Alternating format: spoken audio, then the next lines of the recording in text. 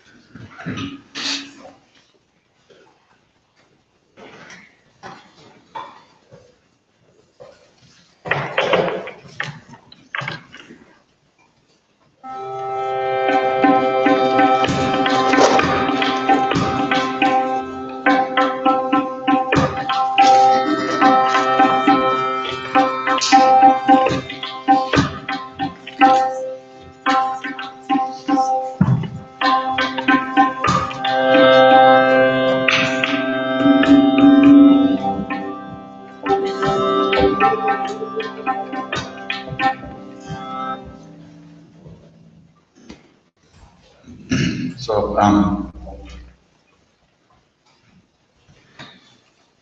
some years ago, Bernie Glassman, who's a Zen master, and I'm very lucky. He considers me a friend. So he sent me this, by email, he sent me this short prayer that they use in their practices. And it's part of a longer prayer called the Gates of Sweet Nectar. And you enter through the gates of sweet nectar into enlightenment by making an offering to all beings, all lost beings, all beings who are hungry and afraid, all beings who are suffering in any way. And the offering that you make is of your enlightened heart, Bodhi mind. Bodhi means enlightened, awake. And so you offer yourself, your whole being for the sake of all beings.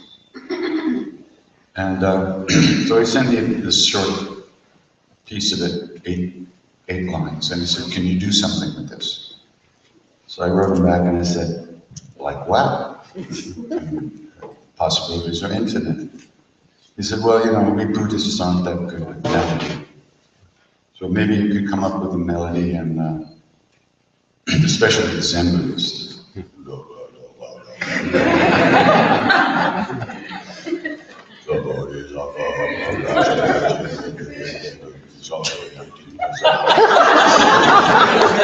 English doesn't.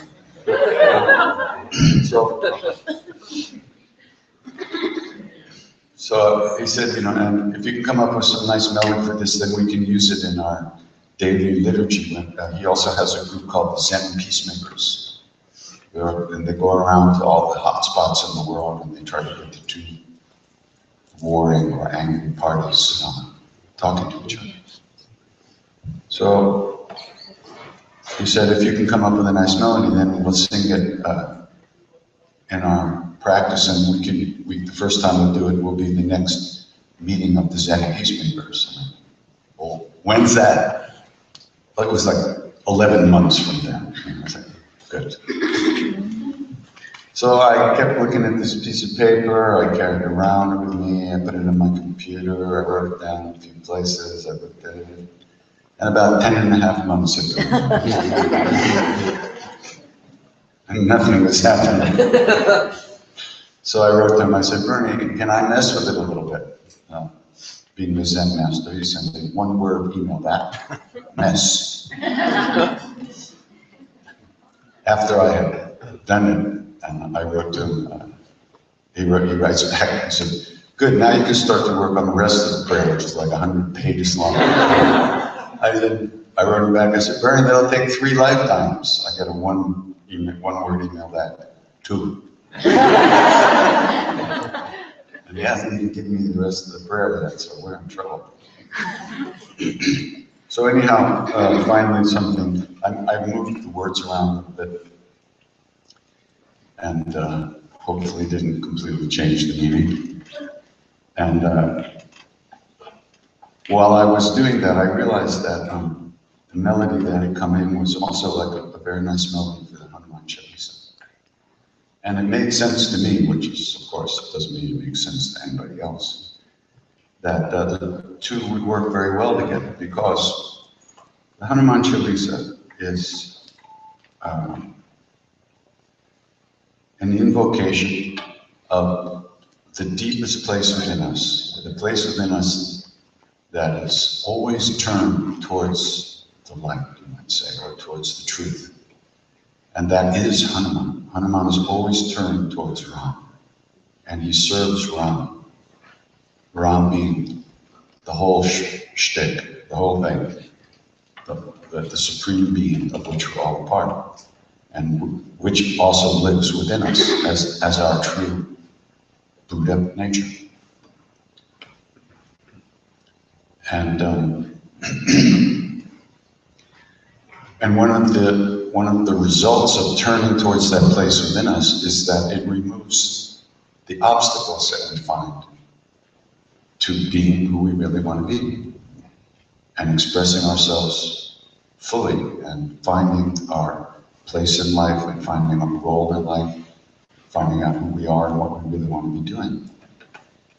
And as Tulku Sherda mentioned yesterday, the more we move towards our true nature, the natural qualities of compassion and loving kindness and equanimity and joy arise by themselves, because they're natural to our true nature. So the whole thing was working together for me, so I thought we'd put them together, and that's what I did. And that's how come on the flow of grace, that Chalisa is called Bernie's Chalisa. So that's what we're going to sing now.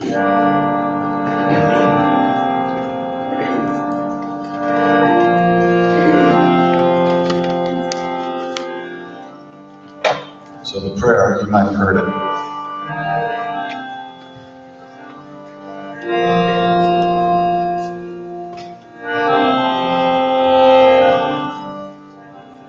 Calling out to hungry hearts, everywhere through endless time. You who wander, you who thirst, I offer you this holy mind. Calling out to hungry spirits, everywhere through an endless time. Calling out to hungry hearts, all the lost and the left behind. Gather round and share this meal, your joy and your sorrow, I make it known.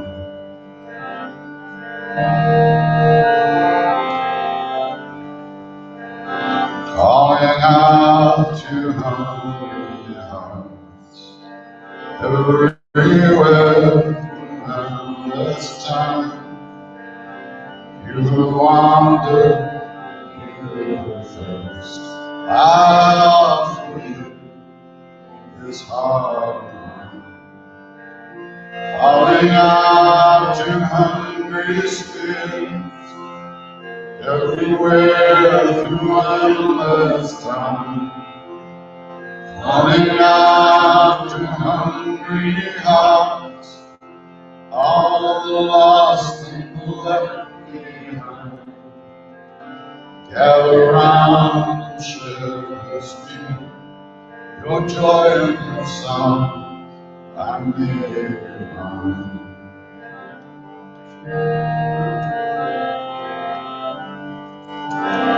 Shri Guru Charan Sarvati Janmana Guru Sudani Paramara Gopara Dimajasi Jodayam Kalachaya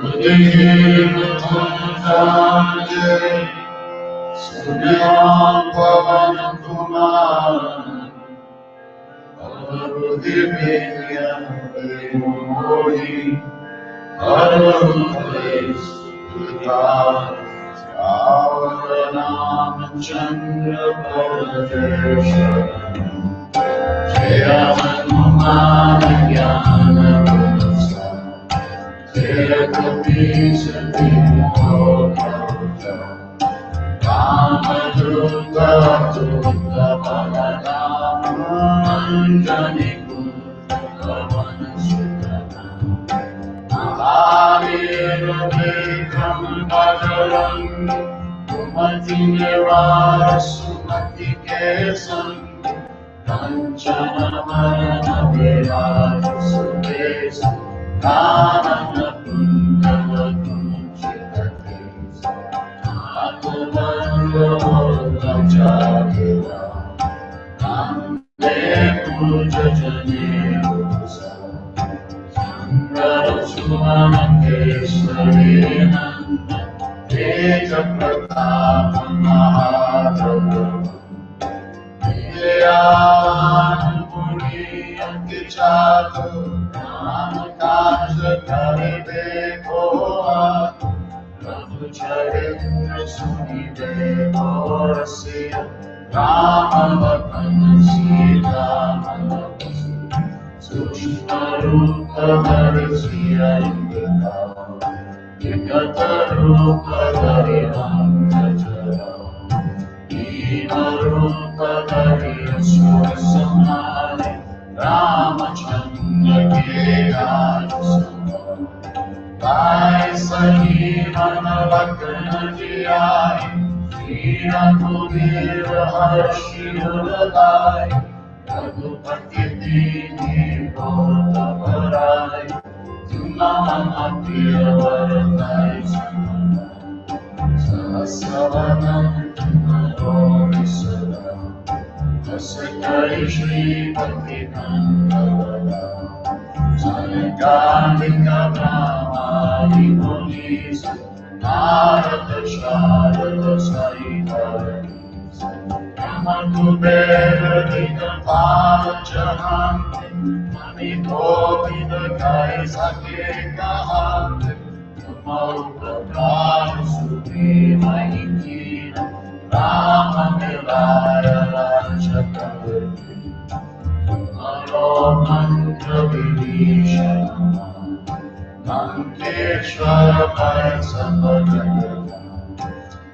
Sahasra Jodhana Paravan Niyotani Madhurata Mundrika Vile Mukhamai Jalanilangi Jaya Chalachamai Durga Makaya Jagata Keje Sunamanu Jamatumare Rama Duare Tumara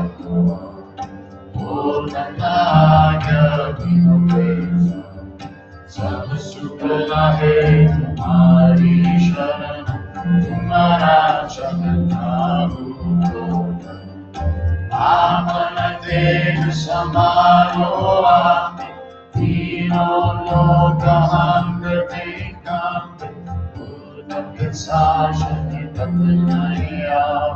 Mahavir Kavanam Sundam Nasero Gare Sabami Jagata Nirantara Hanumatari Sankatane Hanuman Churari Manakama Pachanayana Yoga Sabapara Tapasvi Raja Vinake Gata Sakala Kumasari All Manoran Jore Navi Soya Jivana Palama Charo Yuga Bharata Ekarasena Jagata Vijaya Madhu Santa Ke Tumaravari Asurani Kandana Ramadura Ashta Siddhi Nagini Kedana Asavarani Janaki Mata Rama Rasayana Mas Sataravo Ragupati Vedas Mare Bhajana Rama Yoga Jana Jana Ke Dukkalisana Antatala Raghupara Judajai Jahan Jahan Hare Bhakti All Devata Chitam Nadai Manumata Se Sarasukha Karai Sankata Kate Mite Sabhavira Josundire Hanumata Bhavati Jai Jai Jai Hanuman Gosai Bhaktaro Gurudev Jo Satamara Bhakta Karakori Juta Hivandi Mahaprabhu Joya Mara Hanuman Charisa Vayasi Sati Garisa Tulasidas Sada Haricheva Vijayana Hridaya Anatanaya Sankatavarna Mangalamurti Rusya Ramavatana Sita Sarita Hridaya Vasochulavu Ramara Ramachandra Padakeshana Mangalamurti Martananda Sakala Mangalamurti Kanda Mangalamurti Martananda Sakala Mangalamurti Shri Ram Jai Ram Jai Jai Ram Shri Ram Jai Ram Jai Jai Ram Shri Ram Jai Ram Jai Jai Ram Shri Ram Jai Ram Jai Shri Ram Jai Ram Jai Jai Ram Shri Ram Jai Ram Jai Jai Ram Shri Ram Jai Ram Jai Jai Ram Shri Ram Jai Ram Jai Jai Ram Shri Ram Jai Ram Jai Jai Ram Shri Ram Jai Ram Jai Jai Ram Shri Ram Jai Ram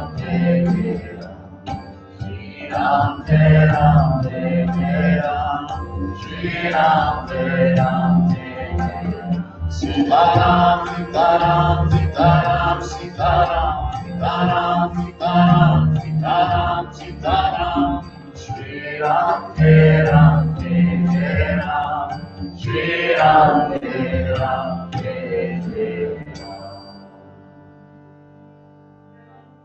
Calling out to hungry hearts everywhere through endless time. You who wander, you who thirst, I offer you this golden arm. Calling out to hungry spirit everywhere through endless time. Calling out to hungry hearts, all the lost and the left behind. Gather round and share this meal. Your joy and your sorrow, I make it known.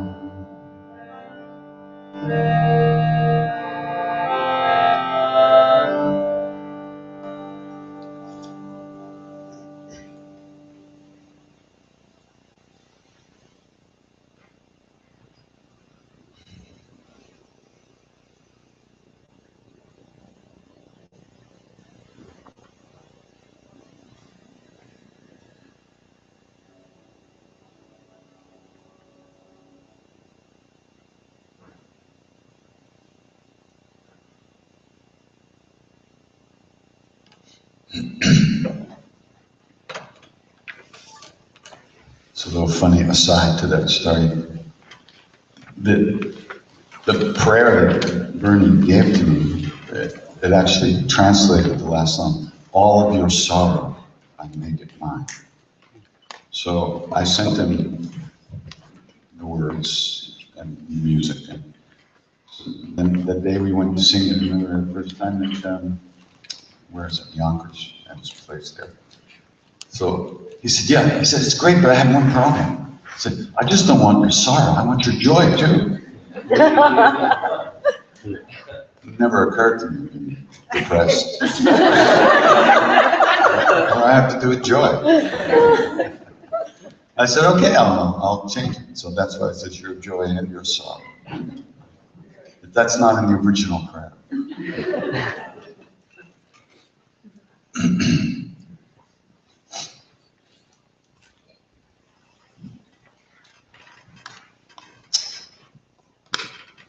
You know, there's a line in the Hanuman Chalisa, bless me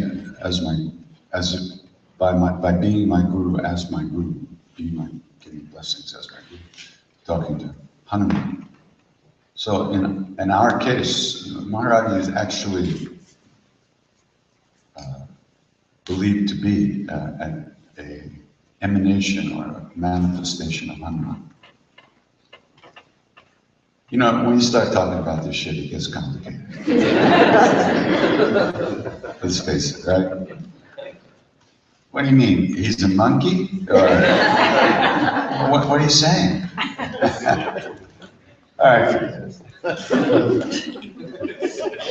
But the point is, going back to what some of the prayers we did yesterday and stuff that Shraddha was talking about, and the idea of Guru Yoga, which even in Tibetan Buddhism, this is the first thing you practice. You don't get the so-called higher teachings until you realized Guru Yoga, and that means yoking your mind, merging our separate individual minds with the mind or heart of the Guru. That establishes the connection. That gives you a sense of direction. Those are the sparks that Shraddha was talking about, that you get from time to time from these great beings that light up the path for a minute. And then, of course, it gets dark again, and we have to scrounge our way through the darkness as usual.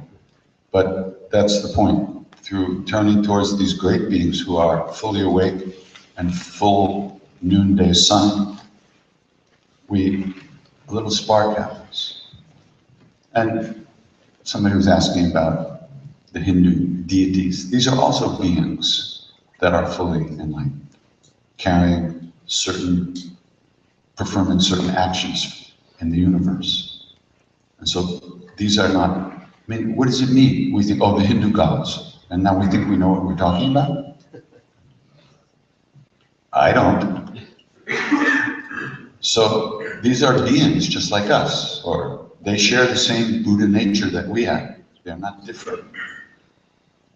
They may be older beings who have reached a higher state of consciousness.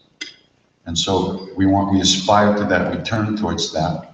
And from that turning and propitiating and praying and moving in that direction, there's also a response from those beings towards us, which helps us on the way, find the right path. So whether you believe it's from the blessings or from the praying or from both, or from neither. It happens. So, Maharaji, you know, on this trip to India, I visited this village called Kurori, which is where he got his name, where he did a lot of, lived in caves there for many years. And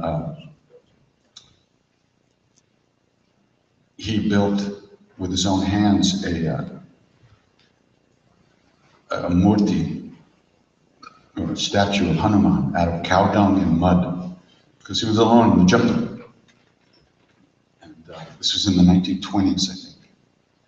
And he fashioned this image of Hanuman against the wall or up against some kind of stone.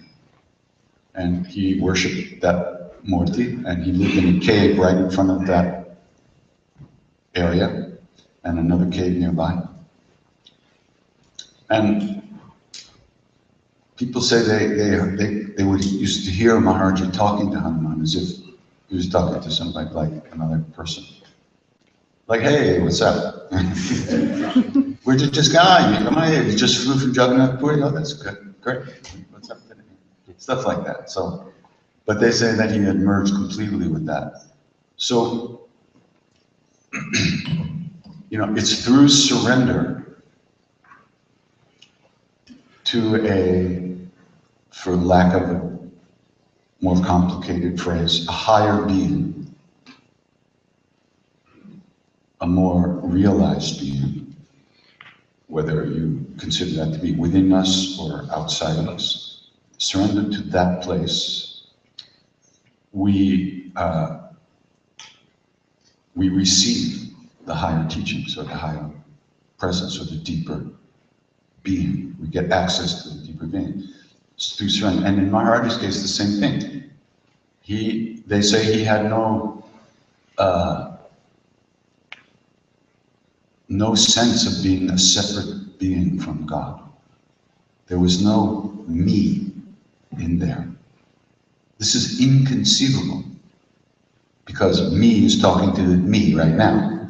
So there's no thing, we don't know anything else.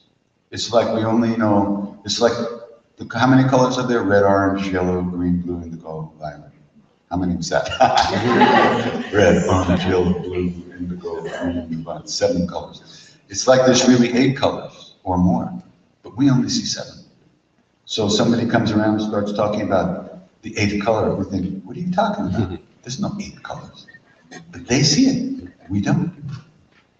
That doesn't mean it's not there. It just means we haven't got there yet. So a lot of these things we talk about, a lot of the things that, statements about the universe and about the path that are made from the absolute view, like it's already all happened, there's nothing to do, nothing ever happens, it's all written, there's no, you know, that kind of stuff. That only makes sense if you can see that. Down here, it makes no sense whatsoever, because we think we're doing this. You think you're getting up, having a cup of coffee, and trying to meditate.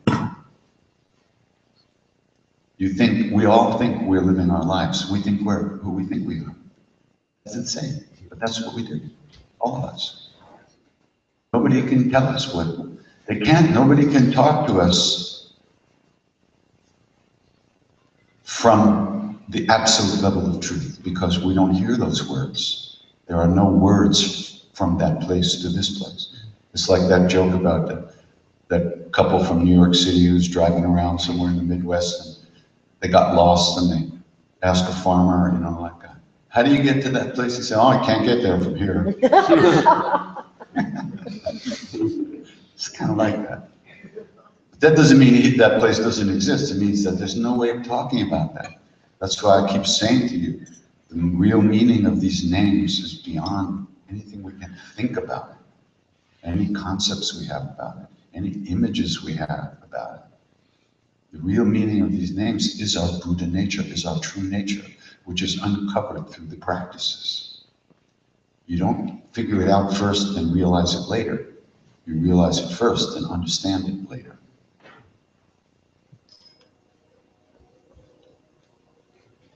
If you're lucky.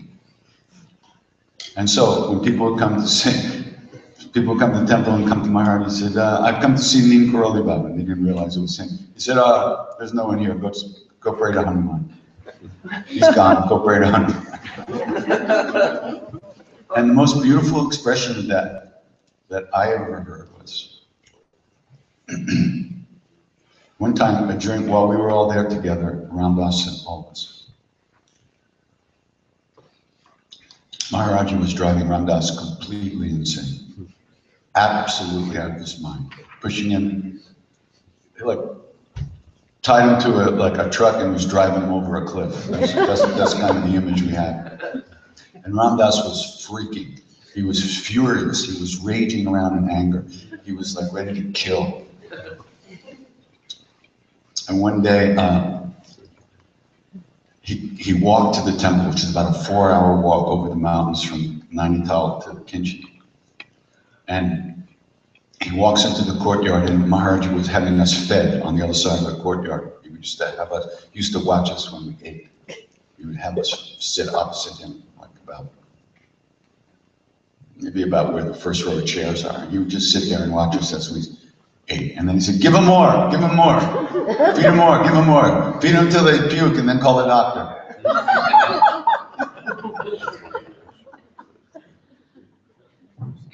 One time he turned to Dada and said, Dada, see, I'm eating through all those mouths. Who's talking? That's what I'm talking about. When these beings, they talk from this other place. I'm eating through all those mouths. Doesn't look like that to me, does it?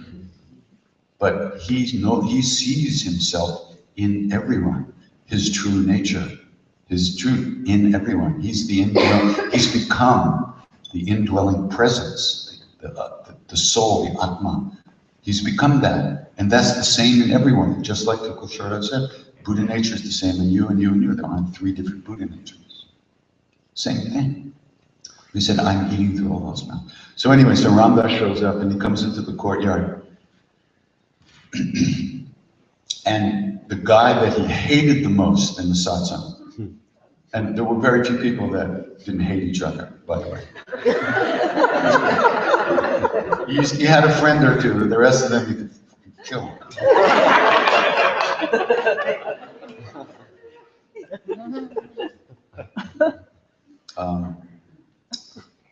Maharaji didn't make us all the same. He didn't make us wear all the same clothes, dress the same, act the same, speak the same, do all the same things. He didn't. That wasn't what this was. He loved each one of us as we are. And he didn't try to homogenize anything. He enjoyed all the sound. He didn't laugh. So Ramdas walks into the courtyard, and the guy who Ramdas hated the most comes up to him and offers him a plate of food. Ramdas took that plate and he threw it right in the guy's face, right in front of Maharaji. Maharaji goes, Ramdas, something wrong?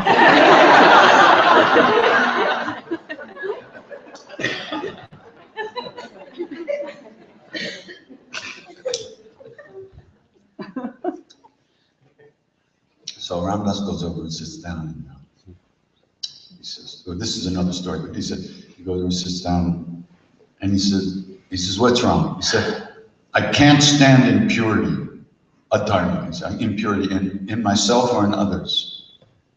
And Maharaji said to him, Ramdas, love everyone and tell the truth. And Ramdas said, the truth is, I don't love everyone.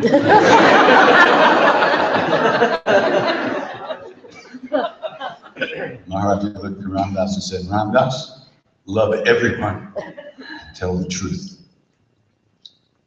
Ramdas just sat there. And he knew what Maharaji was asking him to do. Drop his shit. Because the truth is, there is only love. And anything that is not love is just ego nonsense. And he was saying around us, this is who you're going to be when you get with it, when you can finally drop your nonsense. You will be and see only love. And so around us, He understood that and he bowed. He knew he couldn't do it, but he was going to try. But another time, the story I wanted to tell you is, this is another time Maharaji was driving him insane. He comes up to Maharaji and he says, Baba, I want you to raise my Kundalini.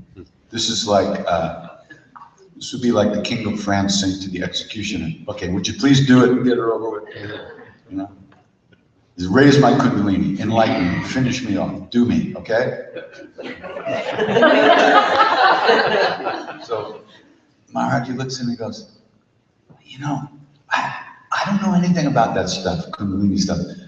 Why don't you go see that saint down south, you know that guy, you know, well, he can do that, he'll do that, you go see him. No, Maharaji, I want you to raise my Kundalini. Oh. You know that other guy, that other saint over there? He knows. You go see him, he'll do that. And Ramdas is like, you know, he's so red, he thought he was going to pop. You know? He said, no, Maharaji, I want you to raise my Kundalini. So Maharaji gets up, he throws his blanket up over his shoulder, and he looks down at Ramdas and he said, I only know two things, Ra and Man, the two syllables of the name of Ram.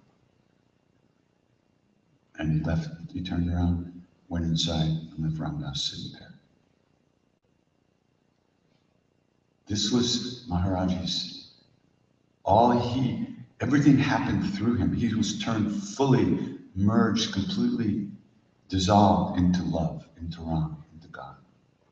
Everything that happened was not his own will, not through his own desire. It's almost impossible to understand, like I said before, because all we know is doing what we want and not doing what we don't want, or doing what we don't want because we have to, right?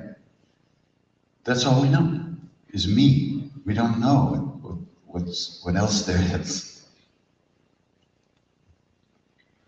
All I know is Ram. That's what he said. There was nobody in there doing anything. Nobody in there aiming that banana at your head. It was God doing it. This is inconceivable to us because we only know self-centered actions, whether they're grabbing or pushing away or whatever. That's all we know.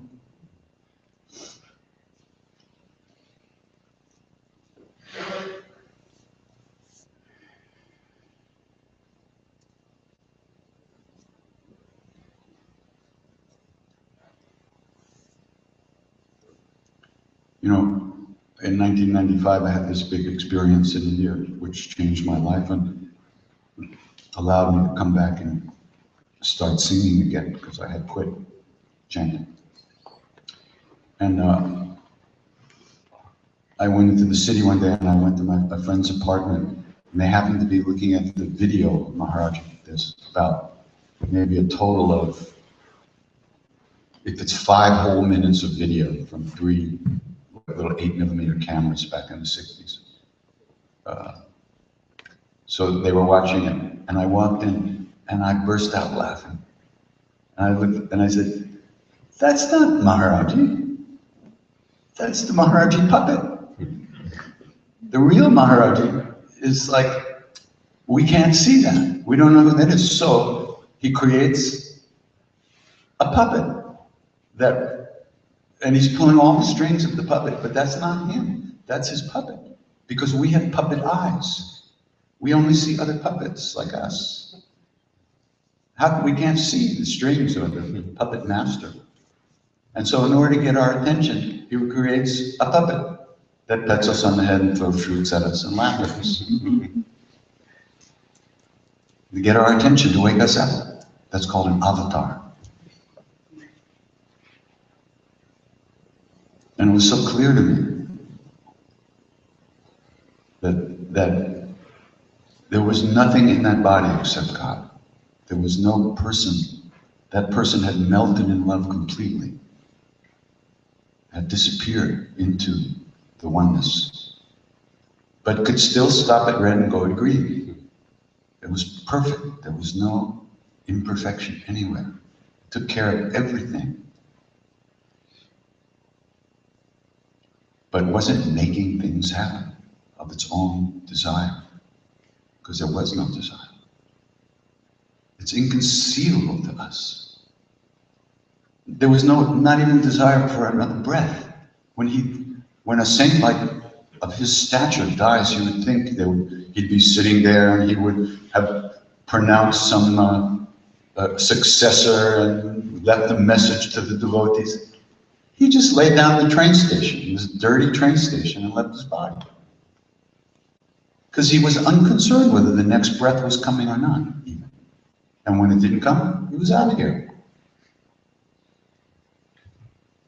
There was nobody in there to be even thinking about it, or planning, or doing anything. It's amazing.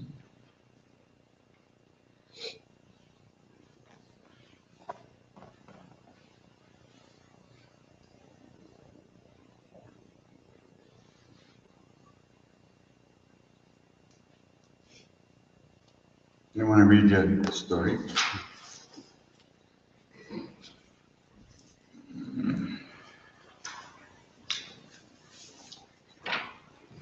I read it before, but it's just a perfect story about the way Maharaji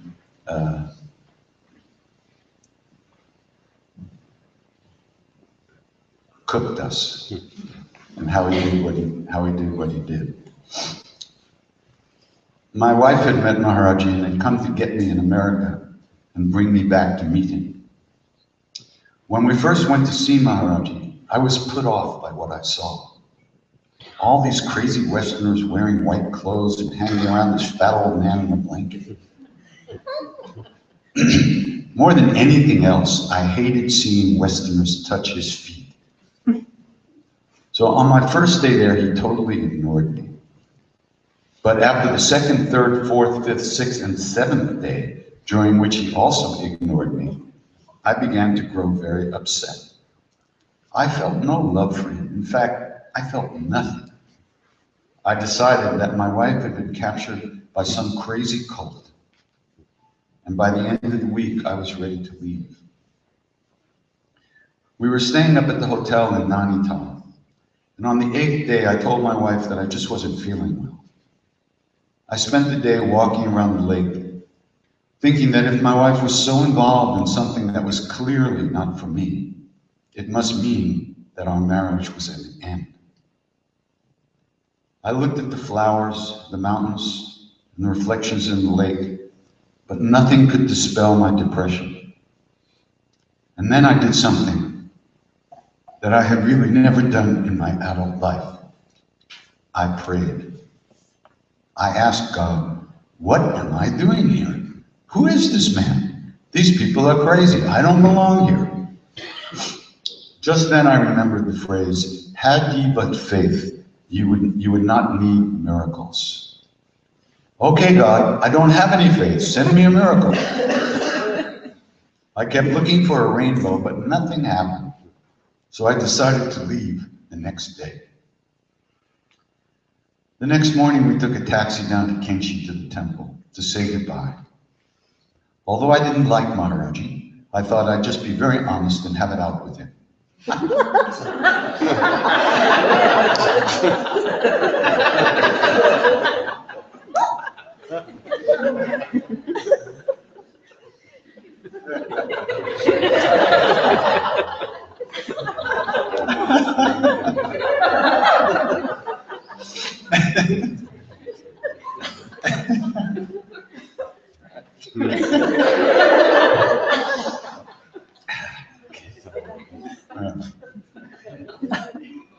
Yeah, okay. I can't see what he's saying. We got to Kenshi before anyone else was there, and we sat in front of his tucket, the wooden bed on the porch. Maharaji had not yet come out from inside the room. There was some fruit on the tucket, and one of the apples had fallen on the ground, so I bent over to pick it up. Just then, Maharaji came out of his room and stepped on my hand. pinning me to the ground. So there I was on my knees, touching his foot in that position that I detested. How ludicrous. He looked down at me and asked, "Where were you yesterday?"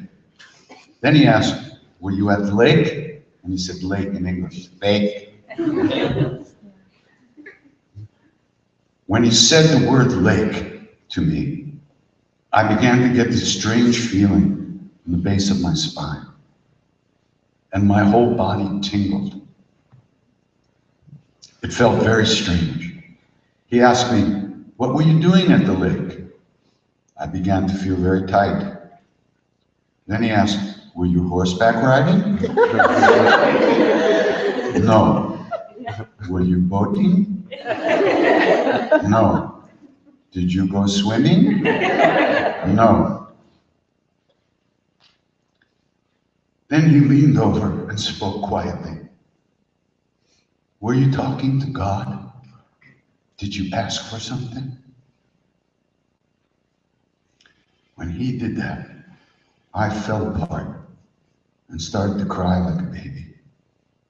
He pulled me over and started pulling my beard, repeating, "Did you ask for something? Did you ask for something?" That felt like an initiation. By then, the others had arrived, and they were around me, caressing me, and I realized that almost everyone there had gone through some experience like that. A trivial question such as, "Were you at the lake yesterday?"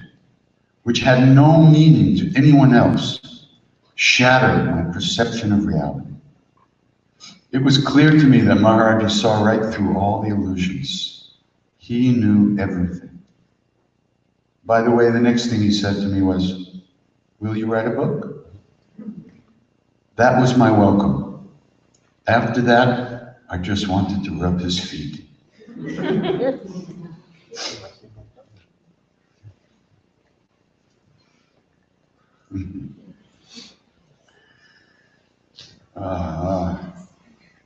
You know,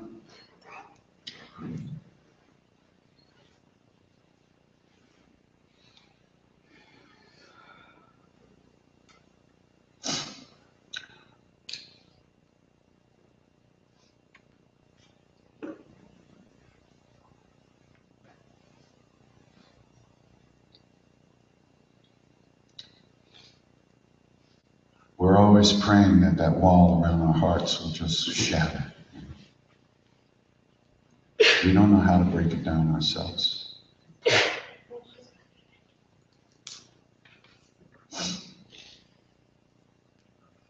All we know is that we're locked up in this prison of our own stuff. We don't know how to get out.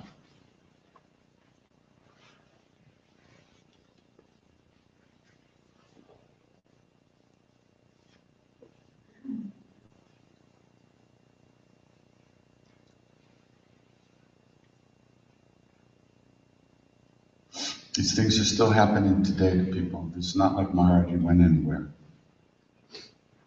But because we can't see him with our eyes and hear him with our ears and touch him, we forget that he's still here.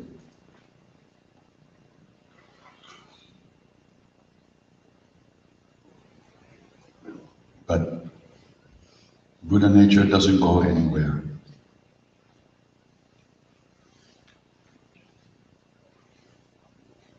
Always here.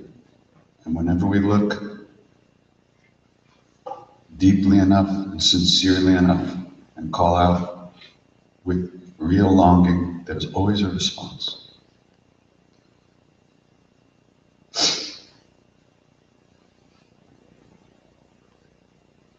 There's another story about one of Maharaji's great old Indian devotees who I knew very well, who I know very well. Now I think he's 95 or something. He's really old. He was the town drunk in Haldwani. He was the town drunkard. And he used to get together with his friends and they would sing holy songs, but they would drink. They would be drunk out of their minds and they would be singing bhajans, love songs to Krishna. It wasn't like drunk and like beating people up. This was their idea of having fun, but they drink a lot. And so this one guy, his mother was a devotee of Maharaji, and she loved Maharaji very much. And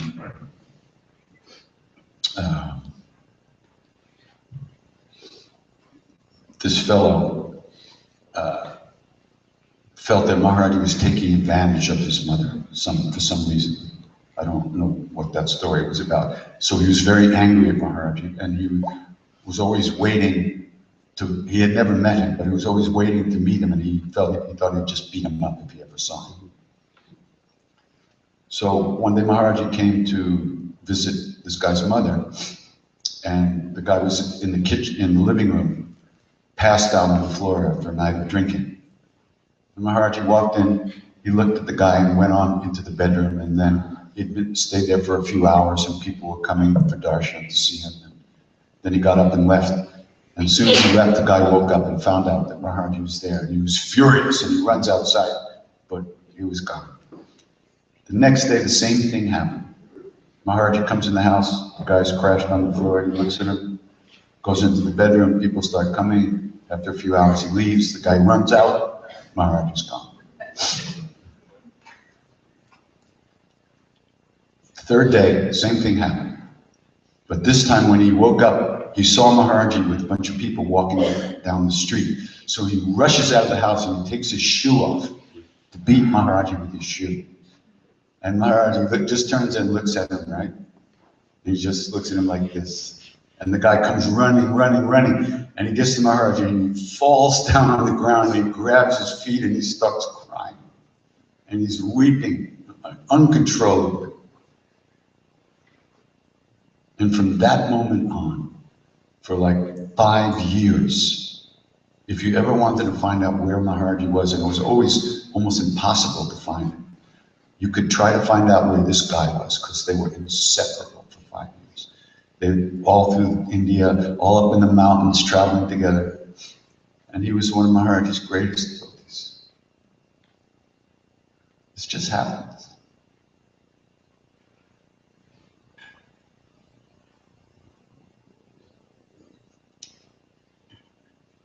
So this book that I just read to you from was Miracle of Love. And if you want to read more stories, you can get the book. You can either get it from Amazon or you can get it from the Hanuman Temple in Taos. There's a website, they sell it. This book, I'm not sure if it's an ebook. Anybody know? Yes, it is. This is an ebook also. So Amazon and iBooks, I think you can get it. And this book is by another great devotee of Maharaji's name, Dada. Dada means elder brother. And at some point, Maharaji just started calling this guy Dada. And Dada's wife kept calling him by his name, and which was Sudhir. And Maharaji says to Dada's wife, he says, why are you calling him Sudhir? He said, what do you mean, why am I calling him Sudhir? He's my husband, I call him Sudhir. Nay, if he's my Dada, he's your Dada too. And so from that time on, his wife had to call him Dada. You know, where do you find people like this? So, by the way, I don't think you can see this, but Dada used to call this his lamppost picture. Maharaj is leaning on him as if he's a lamppost. Dada used to hang around Maharaj as much as he could and serve him, and he would always stand in Maharaj's presence. He would never sit. And here Maharaj is kind of just leaning on Dada, and Dada's kind of holding him up. You can see it. So, let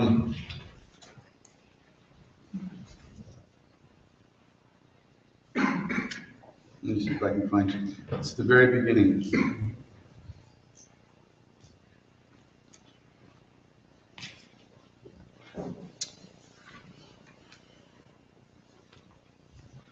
Let's see.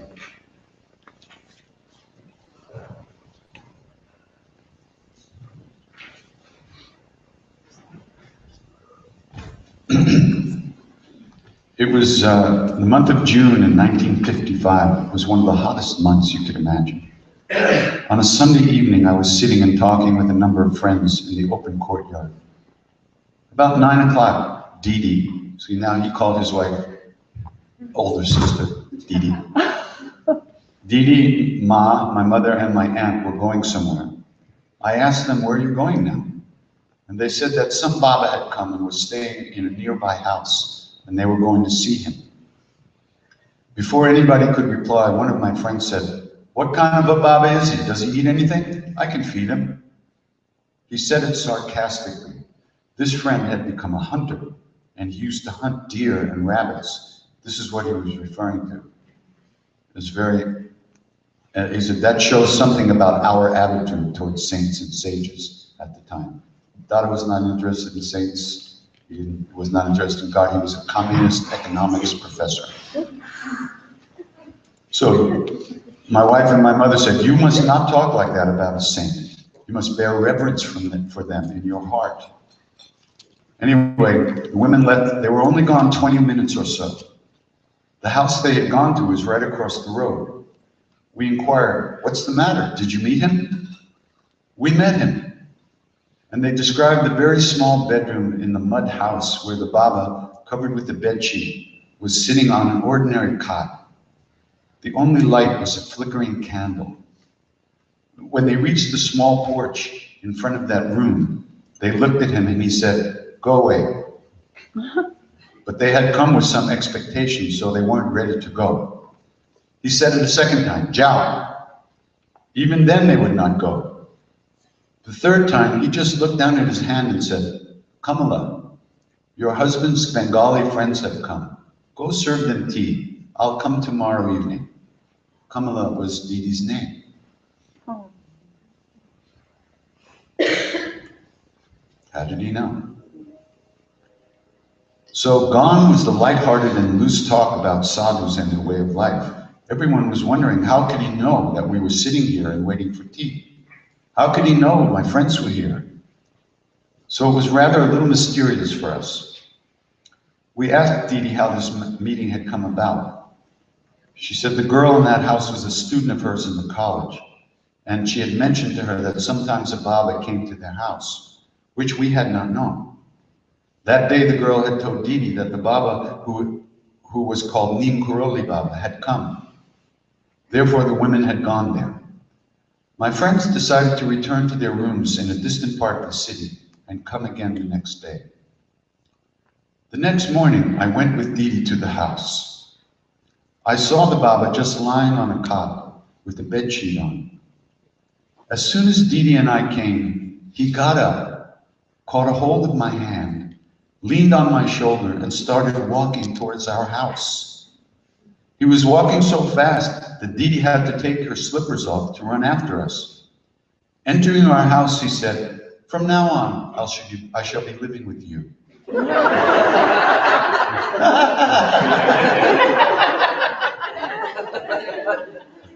Can you imagine? You come out of the Stop and Shop and some homeless guy sitting on a pile of shit walks up to you and says, let's go. From now on, I'll be living with you. But Dada being Dada, you know, he was very respectful of his elders. I mean, he was an extraordinarily good person. He just wasn't into religion and stuff like that. Anyway, that's how it all started for Dada. Many years later, when Dada had fully entered the family of devotees, Maharaji would go to his house for a number of months every winter. And one winter, Maharaji left with a group of people to do a pilgrimage. And one of the places they went was called Dakshineshwar, which is the temple that Sri Krishna lived in, just north of Calcutta on the river, on the Ganga. So they had been there for some time, and when they came back, one of the guys who had been with Maharaji said, Dada, Maharaji showed us the place where he gave you your mantra. And Dada said, what? And the story is this. Way back when Dada was still in 1935, this is 20 years before the story I told you just happened. In 1935, I had done my undergraduate examination, and I had a 2.5-month summer vacation. I went to my village near Calcutta. On the way, I visited some relations in Calcutta who asked me to stay with them for some days. While staying there, I purchased a tram ticket on the train, and I would move about the whole, you could buy a day ticket, and you could go everywhere you could go in one day for a very low price. So on one day, I went to Dakshineswar. This is in 1935. As I sometimes visited temples, I had been there before. Not that I had any religious interest in temples, but it was a very pleasant place on the bank of the river. It was the month of May, and about 2 o'clock in the afternoon. It was so very hot that there were very few visitors there. A few sadhus of the ashram were moving here and there. On the bank of the river Ganges, there are rows of small Shiva temples, not very impressive, just small lingams. Out of curiosity, I thought I should go and see every one of them. Not that I was interested, but I'd be able to say that I had seen them. When I came out of the 5th or 6th temple, there was a certain gentleman standing there. He was a bulky sort of fellow, with a mustache and a small beard, and a dhoti tucked around his waist. He spoke to me in Hindi. "My son, you are a Brahmin? I shall give you a mantra." I said I would not take it.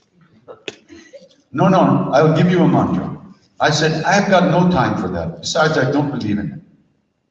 Actually, I was a non-believer in the sense that I was not doing any scripture, any puja or prayer, and moreover, politically, I had become sympathetic to communism, reading about socialism and revolution and all those things that were of interest to my young group of friends. However, in India, religion is such a part of the life, the whole family tradition, the culture, the social life. I could call it superstition and be an atheist, but my mother, my grandmother, my nephew, my uncle, my neighbors are all part of the religion. All the celebrations, entertainments are in fact pujas, rituals, prayers, and dramas celebrating the lives of Krishna and Ram, so that you come to be affected by it, for good or bad. As far as my mind or intellect was concerned, I was denying its effect. When this man said, I must take a mantra, I said, no, I've got no time for you reciting your mantra. He said, when you take your bath and recite the Gayatri mantra, you can do it then. I thought, this is very strange. How did he know that? When a Brahmin gets his sacred thread, that is the mantra he's given, the Gayatri mantra. It's said to be the most sacred mantra for the Brahmin. I did recite the Gayatri mantra, not because I understood the meaning or was interested in it, but simply because my father told me a Brahmin boy must not forget this mantra. Had my father been living, perhaps, I might not have obeyed. But since he died soon after the initiation, I did it. So how did this gentleman know? It was certainly a very strange thing. In order to get rid of him, I said, all right, tell me. Give me the mantra. Then he told me the mantra. I heard it and turned and walked a few steps. And when I turned back, there was nobody there. I began to wonder where he had come from. I knew it was not a dream or imagination because I had seen him physically present and remembered the mantra. So 20 years later, Dada didn't even recognize Maharaji. He had and many years had passed, even after that first meeting when Maharaji went back to Dada's house, before he was told by this other person that Maharaji said, oh, see, that's where I gave your Dada his mantra. But Dada, because he said so, had done that mantra every day. Because he promised, he did it. So, is it the grace, or the prayer, or both, or neither? Dada was too extraordinary. You can't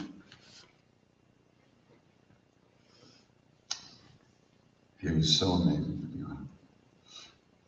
All he did was, he said, you know, I don't like being with Maharaji so much. You have no time. You're in a dream. You're in a trance. You can't, you know, you never see anything. Stuff just happens. But when I get back home, that's what I sit on my porch and smoke cigarettes, and I just replay the events. And he relished. This is all he did. This was his meditation. Just replaying all the time with Maharaji, all the millions of things that used to happen in a day, you know. And he would remember everything, but he was able to kind of digest it slowly. His relationship with Maharaji was extraordinary. Maharaji used to say to him, Dada, you have no brains. Dada would say, right, Baba, I have no brains. You have no brains, Dada. Ah, you're right, Dada. But Baba, I have no brains. Dada, I have plenty of brains. Yes, Baba, you have plenty of brains. You have brains too, Dada. Yes, Baba, I have brains too.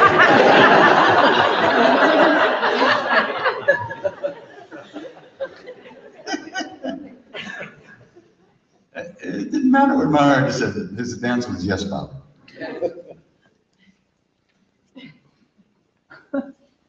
We used to, and Dada was like a chain smoker.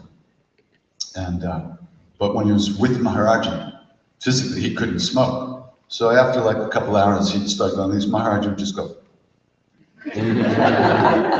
So Dada would run out of the room, and we waited for him in our room. We had an ashtray, his brand new cigarettes and matches, and we had tea waiting. He would run into the room, light up a cigarette, start smoking a cigarette, drinking tea, and talking about Maharaji. And that would be going on for some time. And then all of a sudden, we kind of see, he'd start to like throw the cigarette down, and the teacup would start to go down towards the plate, and he'd kind of be turning like this. And then we would hear, Dada! He was already moving that way when we heard it. It was extraordinary. He was you know, Maharaji supposedly didn't speak English, so when we wanted to talk to him, we would have to grab some English-speaking devotee, and he would come and translate. Dada was the best translator. He was so great. He had this look. He used to have to go like this sometimes. He was like trying so hard not to laugh at the things Maharaji was saying. You know.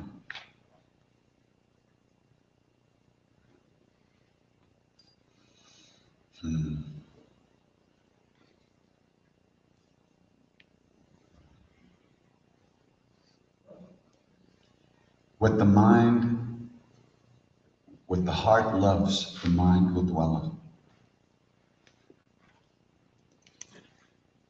You know, remember when you fell in love?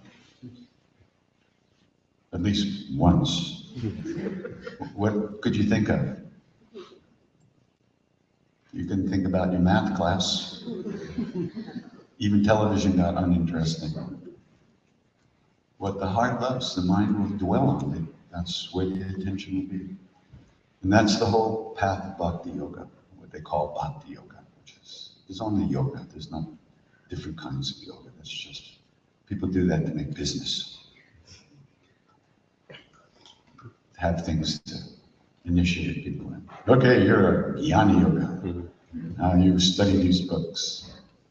Now you're a Bhakti Yoga. You can get stupid and sing. You're a Karma Yoga. Go sweep the fucking toilet. You know, they're selling yoga like it's something you know, it's bullshit. But devotion, dedication, wherever the heart is turned, that's where the mind is. That's where your attention is. And so when we sing, when we hear stories like this is yoga, this is meditation.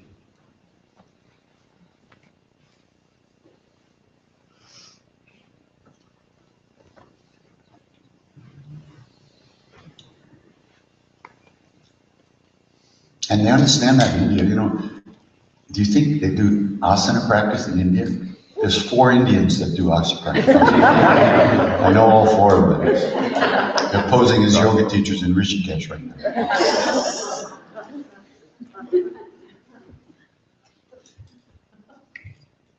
They don't do asanas. Now maybe they do because Westerners are doing it. The whole thing is prayer and devotion. That's all they do. Everybody. There's always a bell ringing, somebody singing a prayer. You cannot, first of all, it's never quiet in India, anywhere. But a lot of times, all you hear is these bells ringing, people praying, doing little things, little chanting. If you can hear it over the cars and the trucks and the cows and the pigs. But you know, our intellectual arrogance tells us, oh, I have to do something. I have to have some spiritual practice. And that's what we used to feel with Maharaji. And he never told us to do anything. Because he was doing it on us. He was opening us up. We were immersed in this devotional, heartful space. And we kept thinking we had to do something. What's that Rumi poem, that the fish in the water thinking he's thirsty? Like that. Even today, it's a really deep stupidity that takes a long time to go away. Hopefully. It's not so easy. It's not so easy because we're so fragmented. You know, we want so many things. We have so many fears, so many anxieties. So much guilt, so much shame, so much selfishness. You know, it's hard to kind of reside in the heart, even though we know that's what we want. That's why we have to invite a practice into our daily lives. Practice that we do when we feel like it and when we don't feel like it. Otherwise, the vasanas, the tendencies of our mind, we just keep carrying us away like a rushing river. And there's nothing you can do. Once you fall in the river, forget it, you're going over the waterfall. There's no, you're gone. So we have to develop this practice which ties us to the bank of the river. The water may be still rushing over us, may not feel that different, but we are not moving downstream as fast as we were. And gradually, we get to the bank of the river, we get to the side. Out of that flow of obsessive thought and emotion.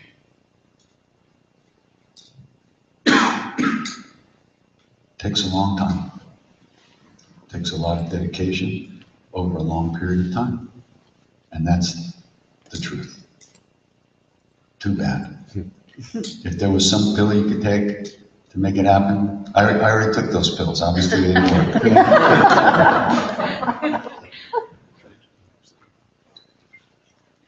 It did help though.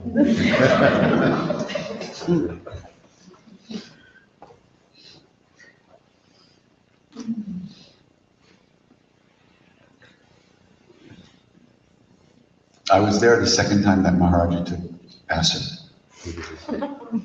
The first time, Ram Das, it was right after Ram Das met him and had his wonderful opening experience. The next day, Maharaji said to him, "You have some medicine?" So Ram Das thought maybe he had a headache, so he took out some aspirin. Maharaji said, "Nay, yogi medicine." Yogi medicine? You think he means acid? LSD? So he took the acid out, he put it on. This? He said, "Yeah." So Maharaji took them and popped them in his mouth, and they sat around all day, nothing happened. So that really impressed Ram Das because acid had changed his life, absolutely changed from a very straight-laced Harvard professor to a freaking maniac. Walking around India in a dress. That's quite a change. So, but when he came back to America and he started telling people about it, some people said, "Oh, come on, he scammed you. He threw the stuff over his shoulder." Now, Ram Das didn't believe that, but there was some little slight doubt because he couldn't understand how somebody could take so much acid He took enough to kill 10 horses. How could so much happen and nothing could happen? So a couple of years later, Ramdas came back to India and we were traveling together. I should tell you this story. we were in Allahabad and Ramdas had promised Swami Muktananda that he would come visit him down in Ganeshpuri. We were in North India and Ganeshpuri is near Bombay in southern India. So we had a Volkswagen bus and that Ramdas had bought from some Westerners. And Maharaji had taken the keys away from Ramdas and given them to me. He said, I was the driver. In fact, driver was my name for like a year. Driver! So it was time to go down to meet Muktananda and we were gonna go with Ramdas. And we tried to get out of it, but Maharaji said, Nay, you promised, now you have to go. So he said, you go, and I'll meet you in Vrindavan, which is, he had a temple in Vrindavan, which was some distance away. We were now in Allahabad at Dada's house. And so we got into the bus and we drove and we stopped in Vrindavan on the way, just hoping that maybe Maharaji had slipped away from Allahabad and would meet us there. But there was nobody there, so we had to continue down south. So we got down south and we cruised around with Baba Muktananda for a couple of weeks and then maybe 3 weeks and then we headed back up north. And now we had to find Maharaji, right? So we were aiming for Vrindavan, but it got too late and it was nighttime. So we stayed about 20 minutes away from Vrindavan. There's a small place, Krishna's birthplace. And there's a small dharmsala there. So we pulled in there and spent the night there. And the next morning we got up and drove to Vrindavan. Now, it's a 20-minute drive. I was driving and I missed the turn. And because of that, we had to go a couple of miles down the road and then all the way around through the bazaar. You know, these narrow streets with cows and chai carts and, you know, people selling fruit. And we couldn't, it took us a long time to get, it took us an extra 15 minutes to get back around to the point and back to the temple. So we pulled up to the temple and we look around, there's like nobody around. We get out of the car, we go inside, and the pujari is there, and we said, you know, any news about Maharaji? Oh no, we haven't seen him for months. And I went, oh shit, what are we gonna do? He said he'd meet us here. All right, we'll drive to Delhi and we'll go to some of the devotees that we know there and we'll try to find out where he is. But we were really, you can't imagine how upset we were. We had driven like 2 days and 2 nights all day and to reach Vrindavan with the expectation that he would be there. And he wasn't. Not only wasn't he there, nobody knew where he was. So we get back in the car and I put the key in the ignition and I'm just about to turn it. And a little Indian car screeches to a halt right next to us. Maharaji gets out of the passenger seat, walks right, we're right here, the car's right here. He gets out of the car, he walks right into the temple. He doesn't even look at us. It was like we weren't there. We just looked at each other like, did that happen? So we went into the temple and we had such a great time with him. And that's when then he took the acid. Now, about, let me see. It's probably 15 years later. I'm hanging out with this guy named Gurudev Sharma, a really great old devotee of Maharaji. We're talking, he said, did I ever tell you what happened that day when we met in Vrindavan? I said, no. He said, we were in, I think he was in Kanpur, which is about a 6-hour drive away from Vrindavan. We were in Kanpur and all the devotees were sleeping. It was in the middle of the night. And I was in a room full of the other devotees who were all sleeping and Maharaji was in his room. And I had gone to sleep and I woke up in the back seat of a car,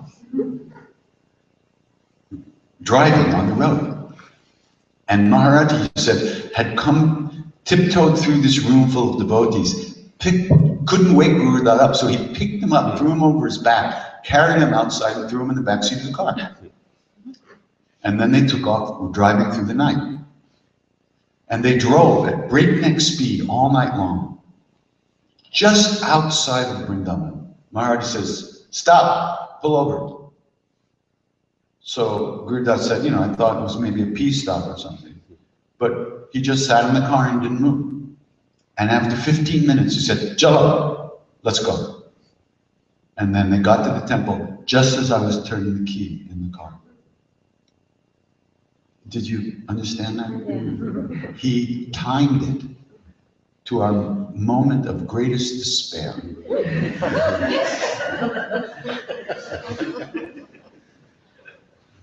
He was a motherfucker. He would do anything to crack you open. He timed it. He pulled over for 15 minutes. The 15 minutes that I missed the turn, I had to go through the bazaar. Come on. This happened. So we're sitting there. Maharaji looks around us and said, when you were in India last time, did you give me the yogi medicine? He knew everything, right? You knew Ramdas had some doubt. Ramdas said, yes. Oh, did I take it? I think so. Got any more? Yes. Give it to me. So Ramdas takes it. He had 5 pills. One of them was broken, so he only put 4 on his hand. Each one was 325 micrograms of pure Owsley acid. Enough to put a cow on the moon. He holds his hand out like this. Maharaji goes like this.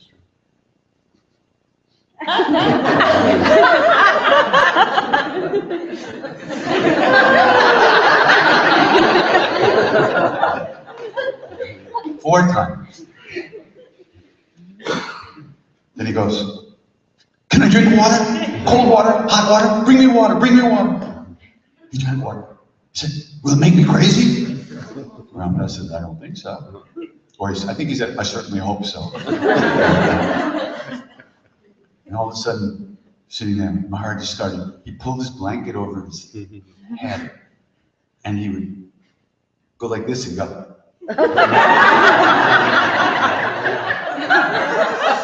And I was sitting right next to Ramdas. Ramdas started to turn purple. And later on he told me, he said, I thought, oh my God, he really didn't take it the first time.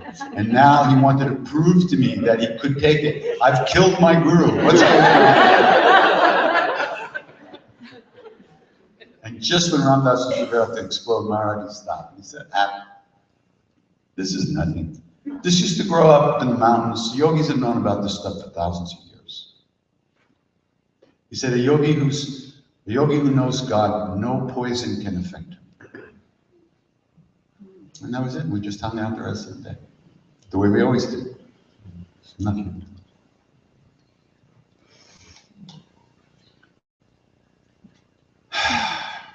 So the idea, the thing is being with him, and you had to learn to live in this space where everything was known. There were no secrets because he knew everything. He showed you all the time.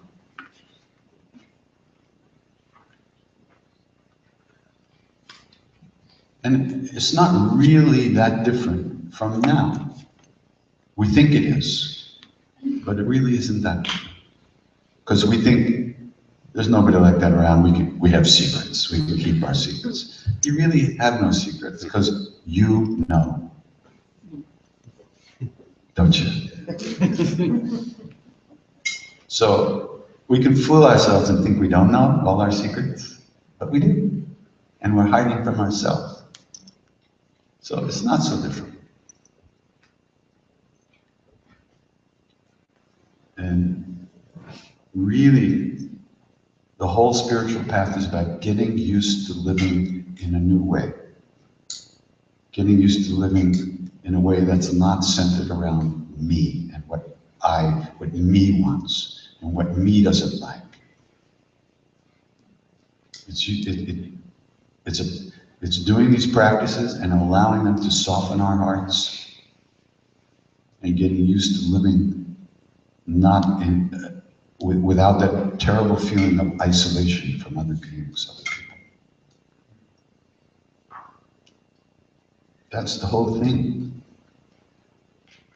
There's nowhere to go. You're not gonna like sit down on your mat one day and wake up in another world. They might not have TV in that world. Why would you want to do that? We're here. We're always going to be here. There's nowhere to go. I remember one day, I realized every day I would take my bath and I'd put on my clothes and I would go sit in front of Maharaji and I was waiting. One day I realized, I'm waiting. What am I waiting for? And I looked at it and I realized I was waiting for something, for him to touch me on the head or do something to me, and then I wouldn't be here anymore. Why? I didn't like me. And so anything that had to be holy and good, I couldn't be there. I wouldn't be included in that. So my understanding of enlightenment was someplace where I wouldn't be. And guess what? If there is an exact opposite of enlightenment, that's it. Someplace where we will not be. There is no place where we will not be, where we are not already. It's when there's nowhere to go. It's here. It's within us all the time. It's when Maharaji died and I was upset and I would run around the jungle and I'd meet these babas and I'd say, "Where's my guru? I'm looking for my guru." They would look at me and go, "Your guru? He's looking out of your eyes."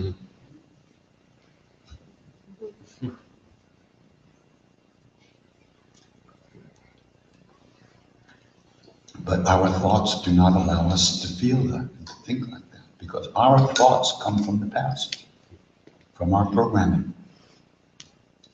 We don't make them up now.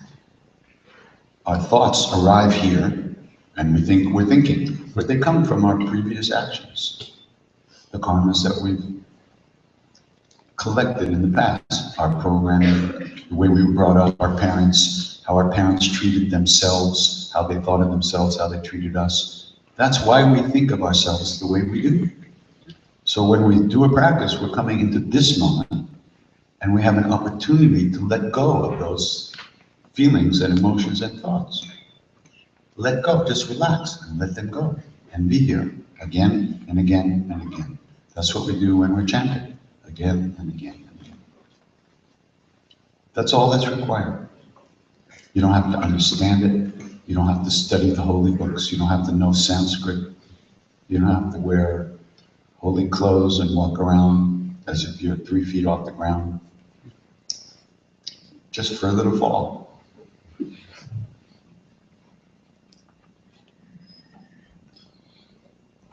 See, it's good if I get a little sleep, don't you?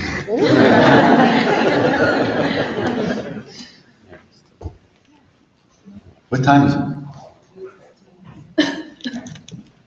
Any questions? We only have like about half an hour. When do you have to leave for the train? It depends. How many people actually have to leave for the train? And if that's all arranged, there's a There's shuttle? shuttles out there, but they would then have to go. All right, so we'll just keep going and for a little while. And when you have to leave, leave. Don't miss your train. I'm not taking you home. Out of compassion. For me. Any questions or anything?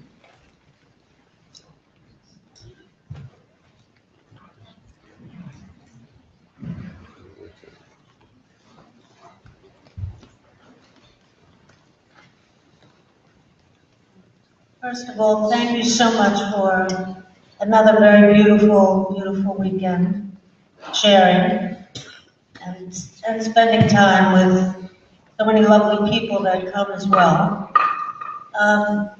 We know that you travel so much all over the world, and my curiosity is, do you find the questions the same, or do you find sometimes the questions may be different? Exactly the same. Just a little different accent.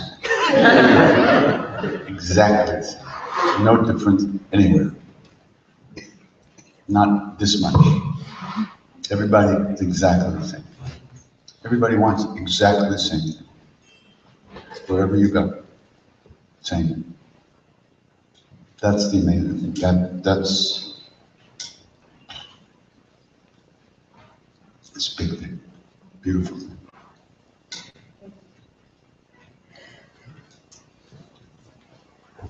Except maybe Switzerland.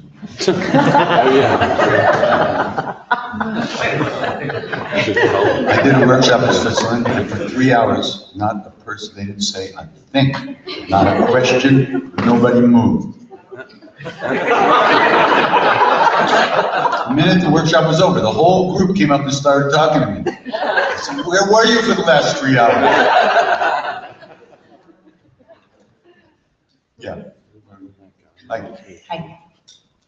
My question is it equally effective to chant in your head silently as it is out loud? Theoretically, yes, but it's hard to pay attention. It's hard to keep the stream of attention. It's just mentally.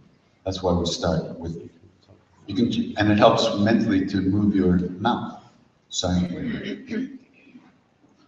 That'll help you remember you're doing it. That's like, it's not exactly college, but maybe it's 9th grade mentally. You know, you're moving your mouth. You start off in kindergarten, singing out loud. But kindergartners have a lot more fun than people in college.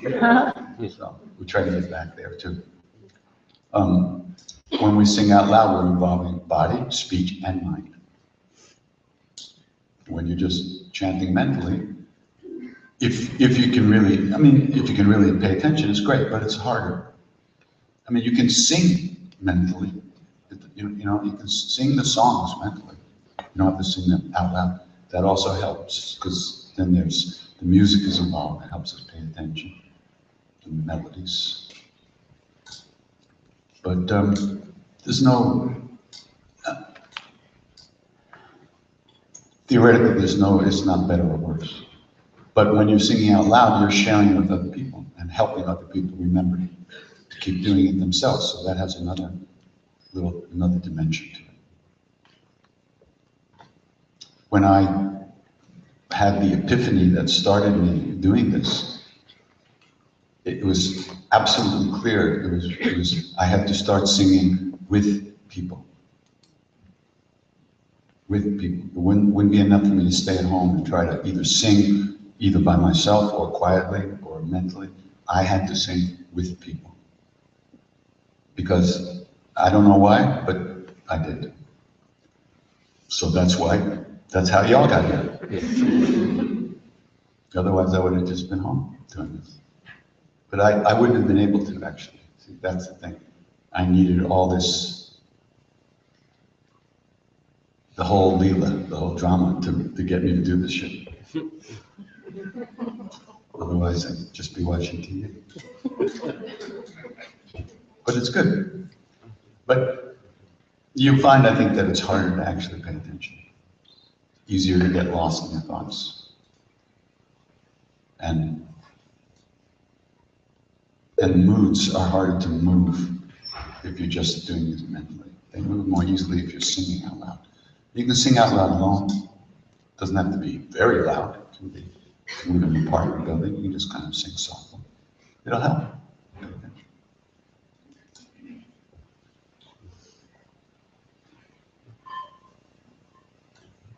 Uh-oh. Would you mind speaking a little bit about how you met Ramdas? Like Shirta said, you know, I wrote a book.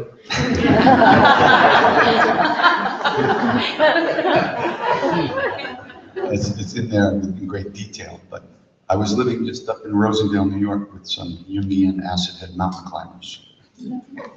Wild people. And they knew about Richard Alpert from Harvard days. And he was also, the guy was living, he was like a psychologist also. And they were gonna go see him. He had come back from India and they were gonna go see him. This was in the winter of 68, 69. And they asked me if I wanted to go, and I said, nah, I'm not interested in American yogis. Once a jerk, always a jerk. So they went, they were supposed to come back the next day, and they didn't come back for like 3 days. And I had just come out of the goat shed, we had a room where 2 goats, Madame Blavatsky and Alice Bailey. I just finished milking them. And I came out and I had the pail of milk and I saw the car coming, across the road. It was this old beat up green Jaguar sedan. And came, turned around, parked, and the guy gets out of the car.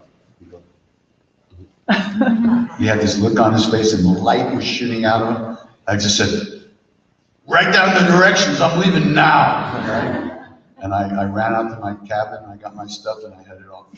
And I met Rama.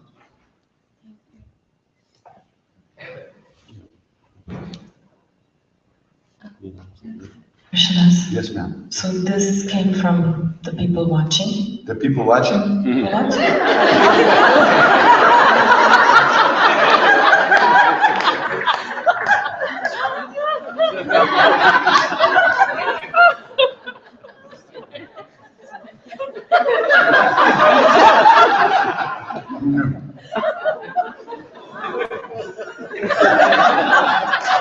I got it. I had to wait for the last minute, but I got it.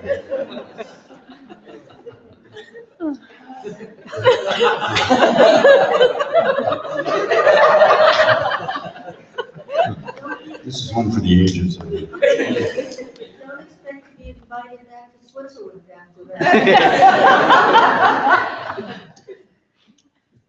So it's in 3 parts, but it's all kind of the same question. How do you keep on going without Maharaji in physical form? Do you still feel the same as you did when you were with him? I feel better. How has your experience changed after his non-availability in physical form? That's a nice way to put it. First of all, there's no proof that he's not in a physical body. He's just not letting us see him, that's all. People have seen him. I don't even want to start with this stuff, because you probably think I'm already too crazy, but you have no idea. No idea.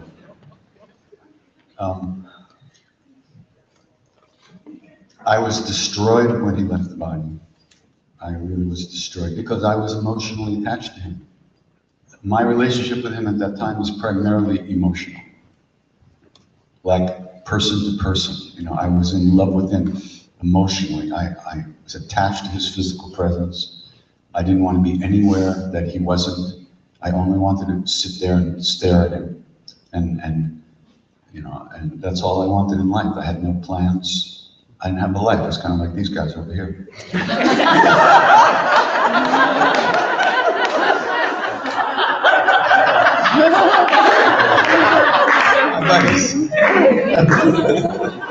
They're the same age as I was when I went to India, goddammit. I can't believe it. I look at them and I go, oh my God.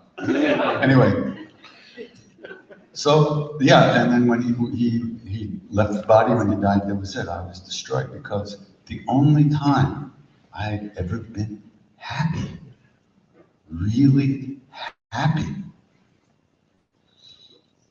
And this, for a depressive person to say this, it's got to be the only time I had ever been happy like that was with him physically when I was with him. That was the only thing that worked for me. Okay, 1,000 micrograms of Sandoz acid, it worked for 10 hours, but that's it, just 10 hours, not enough. No, but the only thing that, and that was the only thing I wanted to do, was to be with him. That's the way I saw my life. I was spending my life in India with him. I had no desire to come back to America. I had no plans to come back to America. He himself got my visa extended when I was going to be sent home. He sent me to the devotee and allowed me to stay an extra year and a half, 2 years. So I just figured that was going to go on until one day he looks at me and said, go home, go to America. You have attachment there, you have to go.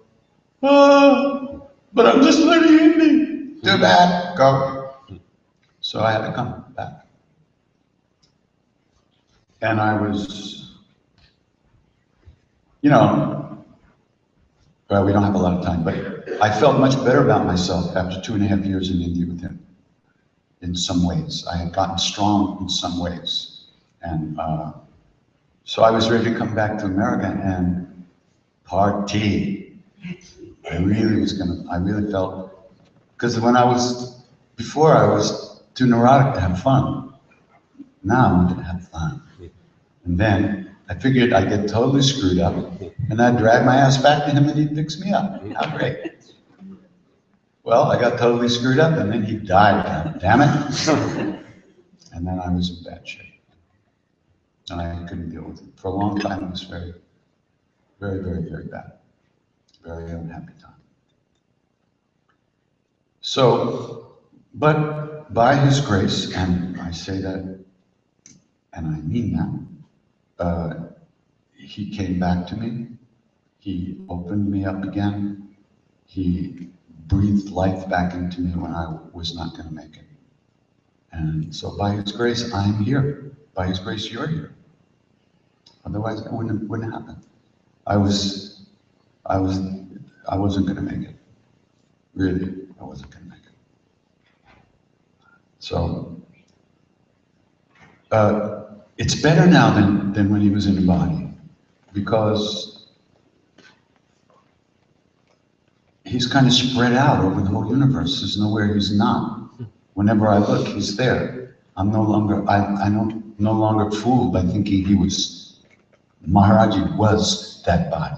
Maharaji is the being that inhabited that particular body for that period of time. But he didn't think he was that body. He knew he was the Atma within, the soul within everyone, the Buddha nature. I didn't know that. So I got, as usual, took the easy way out and got attached to his physical presence.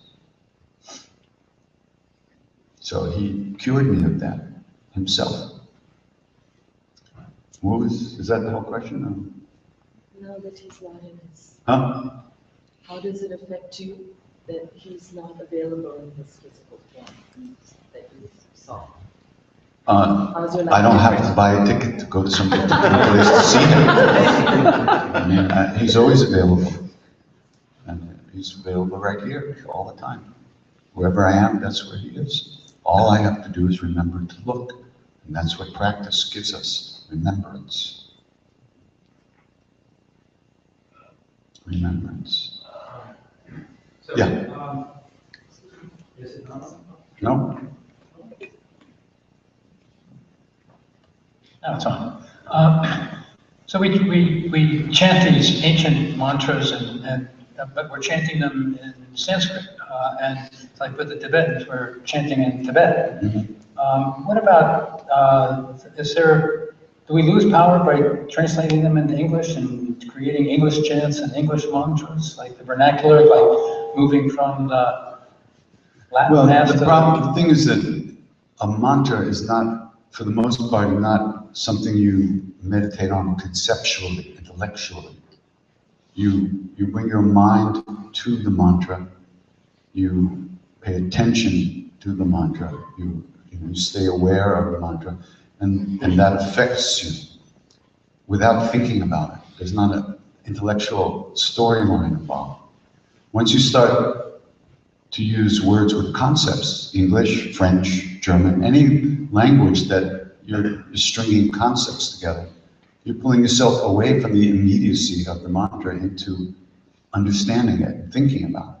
So you're bouncing yourself back a few levels. However, that doesn't mean it's not useful sometimes to do that. For instance, the bhajans in India are all full of concepts. They're songs, you know. Krishna did this, Rama did this, then they went there, then this happened. And this inspires this devotion in people.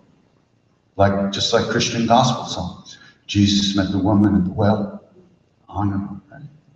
And that inspires devotion. That surge of emotion is very uplifting. And it has qualities. One of the qualities is awareness. So if you don't get stuck in the emotion and use that, or not in a, I don't mean in a, but if you ride that emotion into a deeper place, then it's very helpful. But it's not the end. It's not as deep. A mantra is a whole level deeper than that. You know, I mean, like St. John of the Cross wrote, in the beginning, the Father uttered one word. That word is his Son. And he utters him forever in everlasting silence. These mantras bring you into silence, into peace, into openness, into presence. And then St. John of the Cross says, and it is in silence that the heart must hear. So anything that moves you in that direction is useful, but you don't want to be attached to the storylines, because that's not going to make it. And when you die, that part of you dies too. That intellectual understanding part, that part of the mind dies. The part of the mind that doesn't die is consciousness, which is where these mantras originate.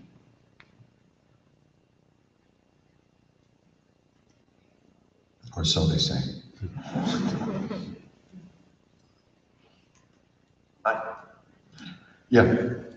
Both you and Ramdas are known for speaking about being in Maharaji's presence past him leaving the physical body. The question is, when you chant, do you bring that in the moment with you? Do you chant to Maharaji with him? And in a bigger context, I guess another question is, do you recommend any sort of visualization practices as you're chanting? I would recommend that you experiment and find what works for you. It might be different day to day. Sometimes I sit and repeat mantra and look at Maharaji's picture. Sometimes I close my eyes. Sometimes I might think about him in a certain kind of way. But if you're thinking about it, then the mantra's not really going on very well. You're not paying much attention, even though you're thinking about your beloved, which is okay. But then you might start remembering that he once threw a fruit and hit you in the head and it hurt. And why did he do that? Why did he do that? He did that to other people too. Maybe he's no good. I don't know this guy. Why do I believe in him? And then you'll be like, you're screwed. So thoughts can take you anywhere. That's the point. So the idea is eventually, little by little, you keep releasing the thoughts. But you can lubricate the heart with these by remembering the love. But it shouldn't be manipulative and willful, like you really do it, you know? You gotta take it easy on yourself. Because basically, not much is gonna happen. Day to day, it's gonna be the same schlock every day. You're sitting down, your knees hurt, your back hurts. You're not having caffeine to actually sit up straight. You know, it's gonna be, you're gonna be slogging through day after day. So you want to kind of cut back on expectations about it all. If I really get it right, get everything in line, think about it in a certain way, repeat the mantra, then maybe something will happen. No. So just find out what lubricates you, so to speak.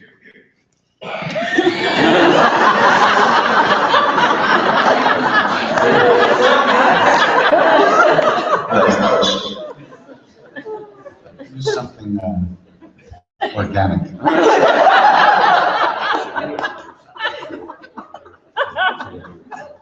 Too much sleep is a bad thing. You should have made me come this morning, goddammit. Yeah, hi. Hi. Can you tell us about Mary Gurudev? I can tell you I sing it all wrong. Indians don't seem to mind. It's kind of, Did you see that video on the Facebook page? It's on YouTube. Huh? It's on YouTube. It's not on Facebook.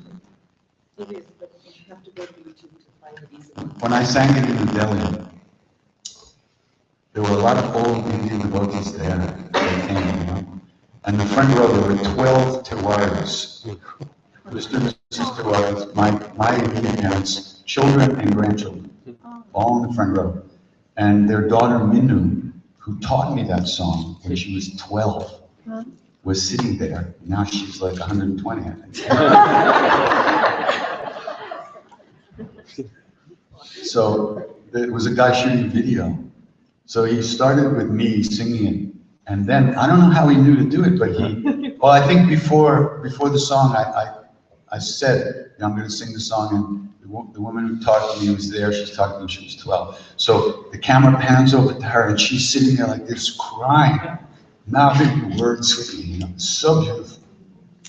And then at one point, she kind of elbows her sister-in-law, like. And then kind of goes right back to it's so beautiful. It's really good to sing. So that's the story. You know, just song for the guru means, you know, like everything I have you gave me, and I offer it back to you. I can't do anything. I can't. I don't have the power to say prayers or do puja. You know, all I know is that everything I have is yours. And to make me your instrument, you know. And, I offer everything to you. So that's a budget. You know, those are concepts, but those are very useful, sattvic, uplifting concepts, you know. And they bring that emotion, and that emotion can then take you into real devotion, which is the longing that is at once close and far away at the same time. It's like Surya says, calling the Guru as if from afar. I love that.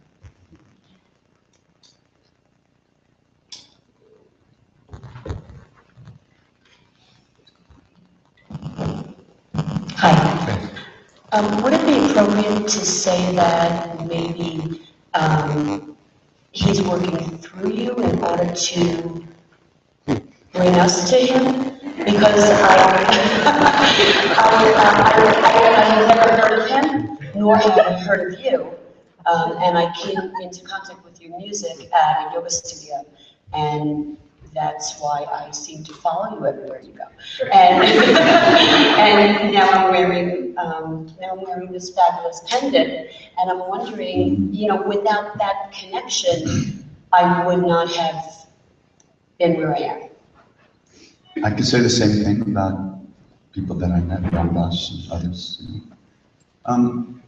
It's okay to say that, but not to get too caught up in it. You know, they should talk about Krishna playing his flute, and the flute. It was actually the sound of the heart, you know, and so whoever heard it was drawn. You know. What does the flute know about that? Right? He picked it up, used it, put it down when it's finished. What? You give credit to the flute? You know? Doesn't know anything about music. Can't make any sounds by itself. So it's all Krishna doing it. So because we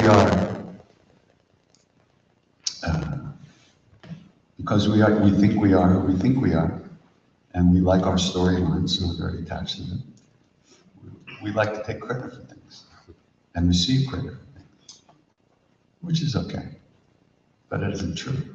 But it's okay. I mean, in the world of relative reality, I say thank you. You say you're welcome. You say thank you. I say you're welcome. On the absolute reality, he's doing everything. It's all his grace. All his grace.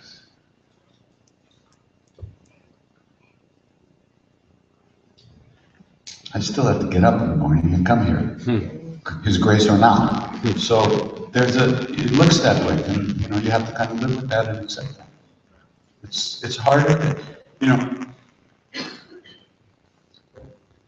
not supposed to talk about that. I don't usually. But when I was having legal problems, and I was expecting to have to go to jail for a year. It wouldn't be that bad. I figured it would be like what they call a country club. You know? And it was okay. I was okay with that. I can handle that. And then, this is such a long story, and I've never really, one of these days I'm going to write it out completely. And so I get it, because it's one of the most extraordinary things. But anyway, so I'm waiting there. The judge is about to come out of his chambers and pronounce sentence. And I'm, you know, I figured, okay, it's not, you know, I'll go home, I'll get my stuff together, and then some period of time, I'll have to go to the country club. So he comes out of the room, and the minute he came out of the room, I knew that I wasn't going to jail. It was the weirdest thing. I knew it, and I couldn't take it.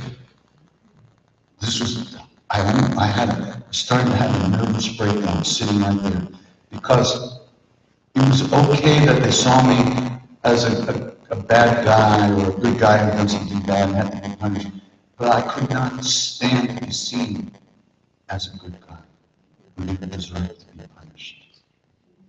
I couldn't accept that. It was too hard. And I was sitting there and I'm flipping out, and I said, Krishna, I said, you were willing to accept the bitter prasad from Maharaji. You have to take the sweet prasad too. That was much harder. Much harder. So it's not so easy to sit here, you know, and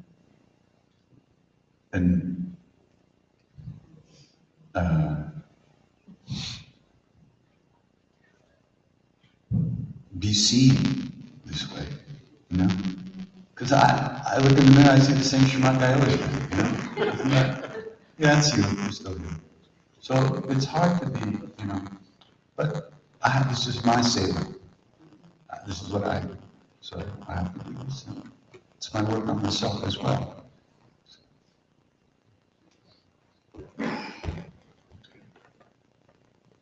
You. The best for last. So, along with keeping with See, you Dada, get the microphone.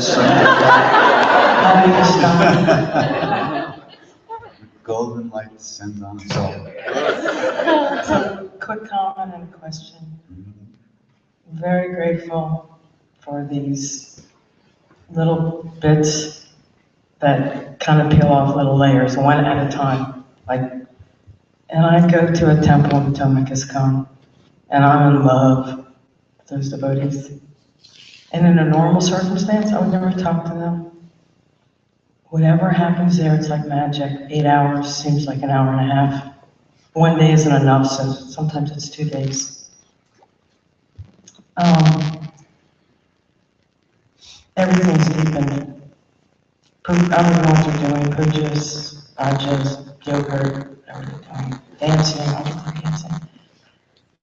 Your name got brought up when Radha Swami came.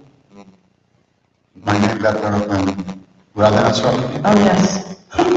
And they love him. They are devotees of him. They consider him a holy man. Yes. American Swami, I think his book came out a little while ago. Sure. So he turned around and went, oh, Krishna Das, he's my friend. And, you know, for him just to announce this in front of a group, I was just wondering if you could just say a little something about him. I've only talked to him a couple words I had with him. Just if you could say. Swami? Yes, if you wouldn't mind. He's my friend. They consider him a holy man, so I'm just curious if you could say something. He's my friend. He's my friend. very good man. Very good man. Yeah, first there. First of all, thank you very much. You're welcome. And I'm pretty new, or maybe the newest person to all this here. And I'm very confused about the relationship between yoga in our Western culture and all of the stuff that you have been talking about all weekend. It's very good that you're confused about that. You deserve to be. We all deserve to be. The way yoga is done in America is mostly physical exercise. And that's not really what yoga is. That's not what Tim thinks it is. Tim's one of the greatest teachers of yoga on the planet. He knows what it is. It's purification of the channels in the body, the nadis. Because this is the way the energy flows, and it's the consciousness that flows through it. It's opening the body to more and subtle experiences of reality. But the way it's done in America has physical exercise. So it has nothing to do with what we're doing here, basically. Hi. We just lost all the yoga teachers.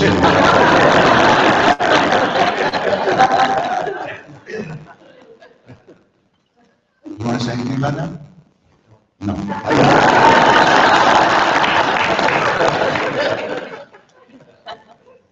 So, yeah.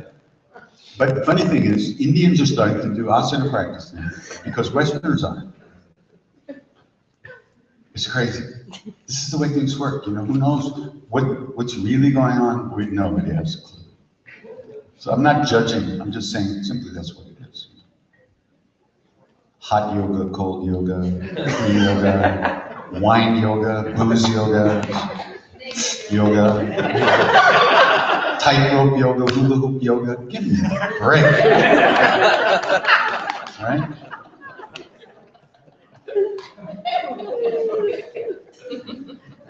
So, but anything that slows you down, no matter what you think you're doing, is good.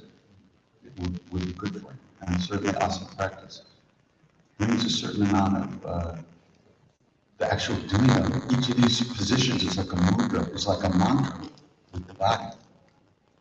But just like a mantra, if you're paying attention or not paying attention, makes a big difference.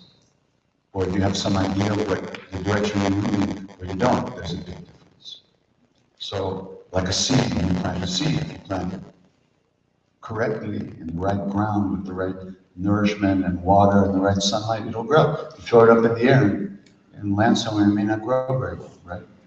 So that's not to say yoga doesn't work. It's like to say the way it's done and taught may not be the way the rishis 10,000 years ago thought about it. But hey, they didn't have TV. They had to do something. I don't know. It's okay. I don't think it's better than robbing banks. No,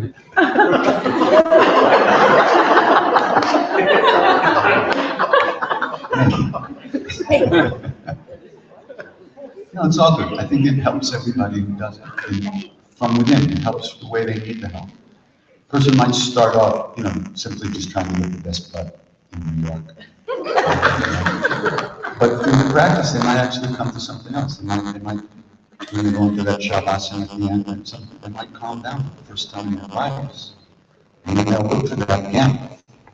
They get an experience, and then they want that more of that. Because it's richer, it's deeper, it's more real. You never know, right? We're not running the show. Somebody else is running the show. Maybe they know, maybe they don't. In the Rig Veda, which is the oldest of the Indian scriptures, in the creation hymn, I think it's one of the first things, how this all said, in the beginning, this happened, and then this happened, and then it goes to this whole thing. And why did all this happen? Only he in highest heaven knows. Or perhaps he doesn't. It actually says that. So what are we going to do? Just slog through our lives the best we can. I used to have friends that were yoga teachers.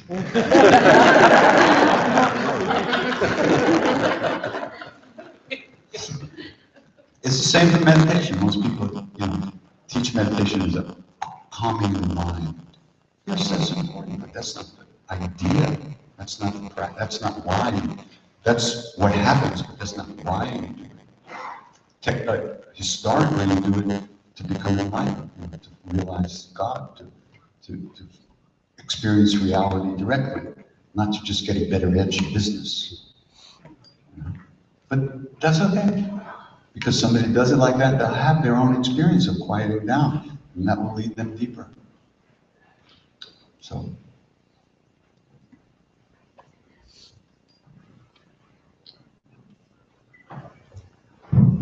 Bill, where are you? Oh, hi. Hi. I have a question about Western women. Were they allowed to study with Maharaji? Sure, there were a lot of women. Western and Indian women too. He provided a way that they could come to the temple and spend time with the other ladies and sing and do all kinds of prayers and have a great time. The way I went, really, one of the biggest blessings for me was when I was living in the temple and not all the ladies would come. They would, at night, they would get together in the meetings and they would sing all night long, just completely out of their minds. It was amazing. All of a sudden, the drums are going, everybody's singing, and all of a sudden, some mom went into samadhi and fell over.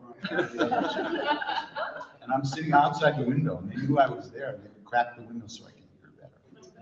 And I learned a lot of stuff from them. It was amazing. And then there was somebody back there too. After. Go ahead. Hi. Hi, I have all your books and I read them, so. Sorry. No, it keeps me sane. Ish.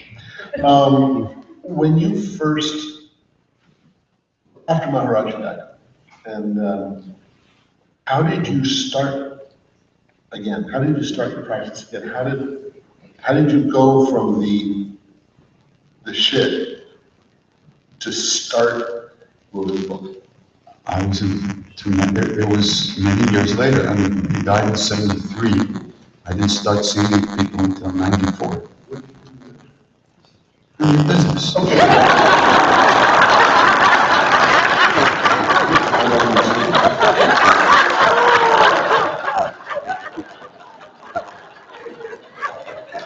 I got into trouble. I got into as much trouble as I possibly could.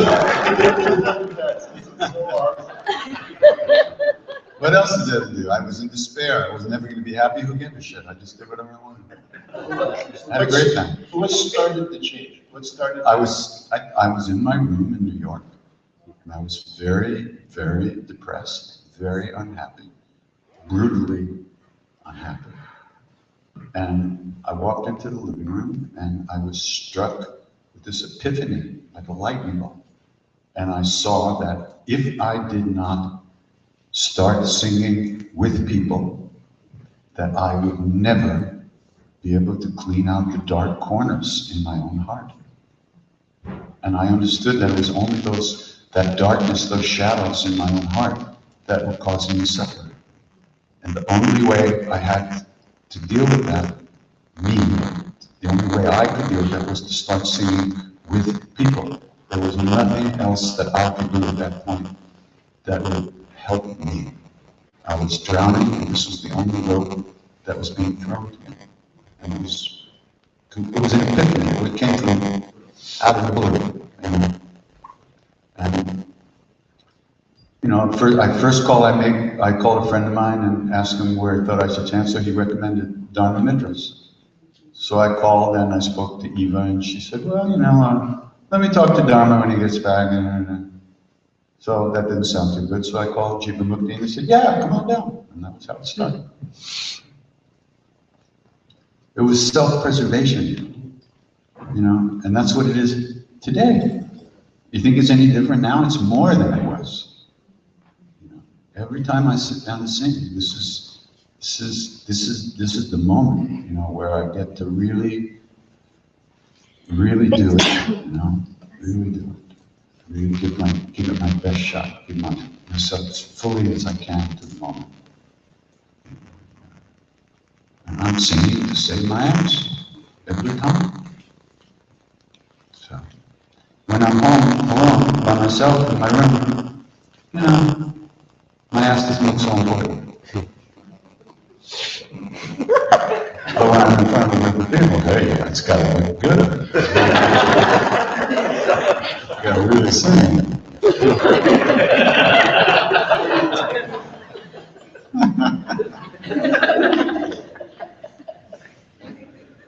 But if that's all it was, then it would be nothing, right? So.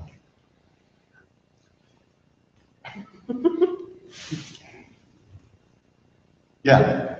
Hi. Yes. Somebody with a voice. Deep voice. Very good. My name's Frank, and I grew up in New York. And I have my cousin, who I'm very close with, a New York City cop, was shot a long time ago, back in '86. He came out of that preaching love and forgiveness. Preaching love and forgiveness. Yeah. Wow. Just, you know, people would come up to us and say, does he really believe that? And he does. And I relocated to Boston about 25 years ago. Boston is wrapped up right now in the whole trial. Yeah. And people have, it's interesting to watch reactions. Some people want to lynch him. Some people, victims, are saying, I forgive. My question to you is, you've been throughout the world, do you feel in your own calling, My own? in your own calling, your mission, if you will? If you will. If you will. I won't. But I think people feel. Yeah. That's so. Do you feel like an acceleration of things, you know, in this epic, if you will, or just people, there's a change coming? And that's my question. No. You know, I don't know. I have no idea. Some people say the end of the world, you know, remember 1999? Everything was supposed to go to shit like that. We're still here. And computers are still working. Nobody knows. Some people say the color is going to be over next week, the dark ages. Some people say 200 years, some people say 200,000 years. Some people say this is just a low spot, it's going to come back up and keep going like this and down. You know, it's irrelevant. You got to wake up in the morning and get through your day the best way you can. That's it. It certainly seems, though, that we are much more aware of all the horrible things that are happening through the internet and the instant access to information everywhere. You know, in the old days, it wasn't like that. You could pee off the balcony and no one would know, you know, except the person you pissed on. Now there's cameras and phones, and you know everybody's got you know, it's up on YouTube in 2 seconds. So it's a little intense, but I don't know that it's really worse. I read somewhere, someone wrote a book, I read the review of the book, where they went back and they examined information and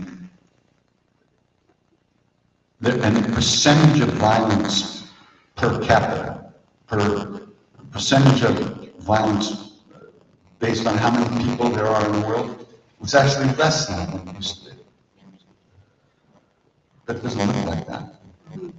So, who knows? Who knows? I usually started, well, when there was a paper, I used to start on the sport pages in the back. I never made it to the front pages. I worked my way this way. I stopped somewhere in the entertainment section. I don't read the news that much. It's just, I don't know what to think about it. I don't know what to, you know, everybody has their own role. This is my role. This is what I do. And this is the best thing I can do for myself and for anybody that I meet. And so I do as much of it as I can.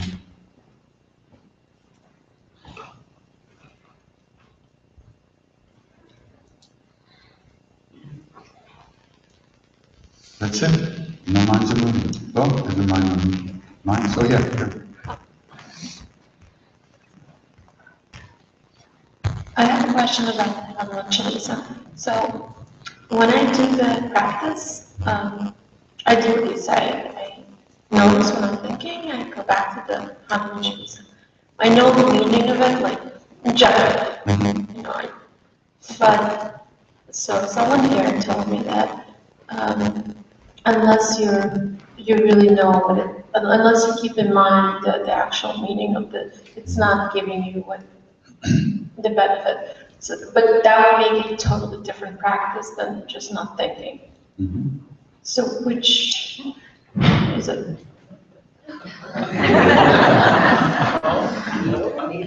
I want so much to ask you who the fuck that was. But I'm not gonna. You know, everybody has their own way. Don't look at them. Everybody has their own way of doing stuff. You know? You find out what works for you. My feeling about it, the idea is to connect, right? It's to be connecting to something. So when I do the Hanuman Chalisa, I'm very specifically connecting with Maharaji / Hanuman, with the presence of Maharaji. I may not be thinking about the meaning of the words, which I pretty much know, but I may not be thinking about that. I'm concentrating more on the flowing of that connection. I'm offering that practice to him. I'm offering those mantras to him, to that presence, not the little guy in the blanket 25 years, 30, 40 years ago, whatever it was.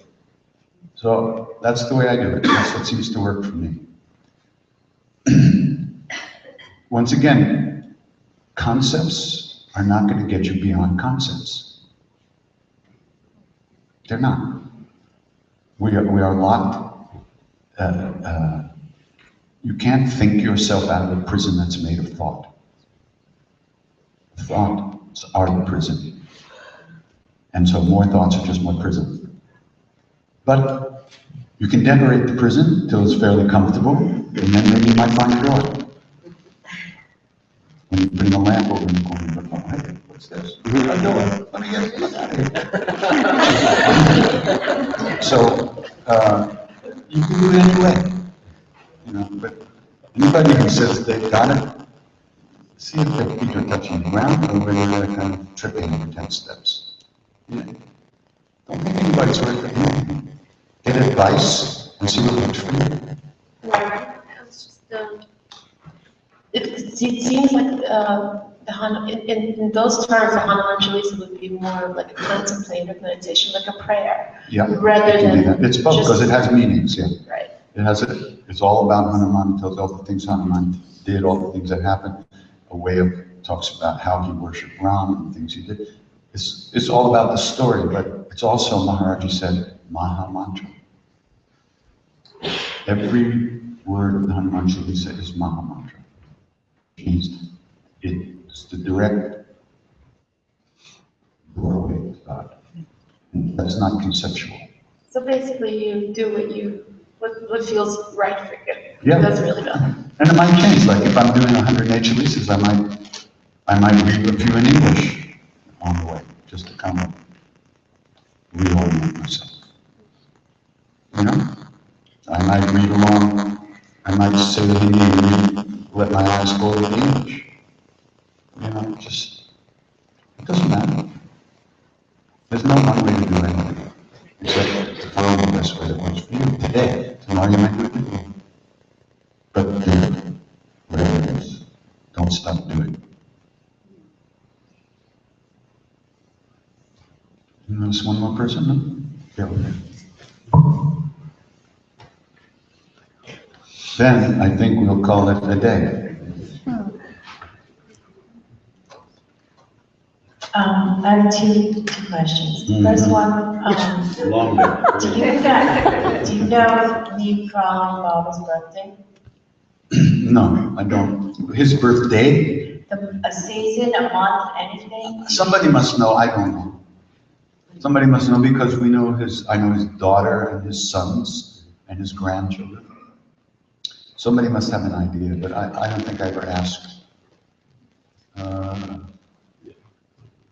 Wikipedia says unknown. Huh? Yeah. Wikipedia says unknown. Wikipedia says, has No, something? it says unknown. Unknown. I know it says unknown, well. They don't know nothing. That's, no, not even a season, huh? No, not even a year. The whole thing about how old he is ridiculous because I was in Allahabad at Dada's house. And we were in the big room singing Sri Ram Jai Ram. He was sitting there. And these two young men came in and sat down just inside the door at the back of the room. And Maharaji saw them and he goes, "Go back and get the old woman. Jao, go." Nobody thought anything about it. Nobody understood what he was talking about. We just kept singing. Sometime later, a couple hours later, they came back with this very old lady and sat down in the back of the room. Maharaji got up right away and he walked out of the room and went into his bedroom and he called the old woman in. And she's looking at him like, "Baba, what are you doing here? How could this be?" And he says, "Shut up! Shut up! Be quiet, don't talk, don't talk." And she says, "Baba," she's just like a toothless, like she's 85. So, "Baba, how could this be? Shut up, don't talk, don't talk." But she couldn't stop. She just kept looking at him. "How could you be here? How could you be here?" Finally, he said, "Ma, I died and I was reborn in the hills. Now, won't you shut up?" So he gave her some food and sent her away. So Dada heard this. He whips around and catches them as they're leaving. And the story was this, that in the morning, her grandson and his friend, or her nephew and his friend came to see her. They had just come from this little village outside of Allahabad. And they heard that Neem Karoli Baba was there, so they were going to go see him. And he knew his grandmother liked saints, so he was going to tell her about it and ask her to come. And she says, "Neem Karoli Baba, he's long gone. He was my grandfather's guru. I used to sit on his lap when I was 8 years old. He must be long gone by now." She's in her mid-80s, this lady. So she didn't come. So when those two guys came, what did Maharaji say? Go bring the old lady. Right? You with me? So the old lady comes and this is what happened. And she said he looked exactly the same, but she doesn't remember the blanket. Same. We know he was born in such and such place, and that he left the jungle at such and such age, and that he got married and he had 3 kids and did this and did that. How does he look the same 150 years before that? Or 120 years, how? This is not even reincarnation, this is just ridiculous.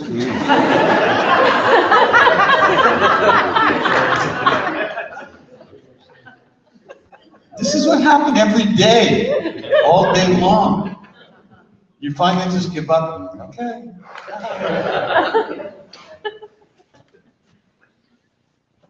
Is that it? No. No. We're all gonna have to go home. Yes, we are. And I've gotten into this singing, chanting, and I go home. I sort of go out with friends and family, and they think they look at me like, "Oh, okay, we'll let you talk about it a little bit," and then they stop. They think I'm weird. I feel very alone here, and I feel like... Because you're with a bunch of weirdos. Of course you feel normal. Everybody is crazier than you are. Do you have any advice for us? Like, I'm not... Yeah, shut up. Keep your mouth shut. Don't talk to people.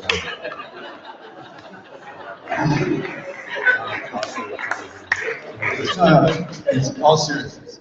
chances are, even though this is a very short retreat, by the way, I really feel bad for the people who leave after Saturday night or Sunday morning, because Sunday is the day that the jam is put on the peanut butter. This is when it happens. It takes us about this long to forget about all the bullshit we came from, and to get here for a minute. And those people left because they just had to get somewhere and they didn't get this. It's like this every time. I mean, I feel like sometimes not even showing up until Sunday.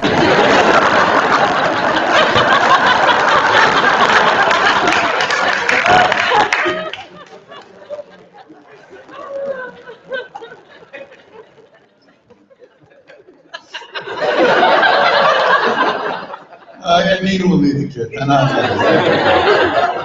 be back. 2 or 2:30. It's like this, it takes us this long to get here a little bit. And for our hearts to just kind of stop vibrating at that insane rate that they do. And then we go back to where people look at you like you're a piece of shit. What do you expect? Of course you're gonna crash. But you have to expect that.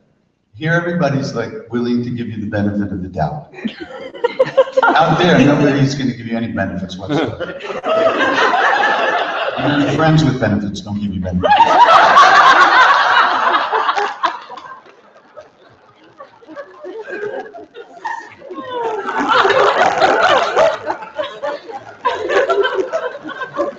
I don't know what I put in this.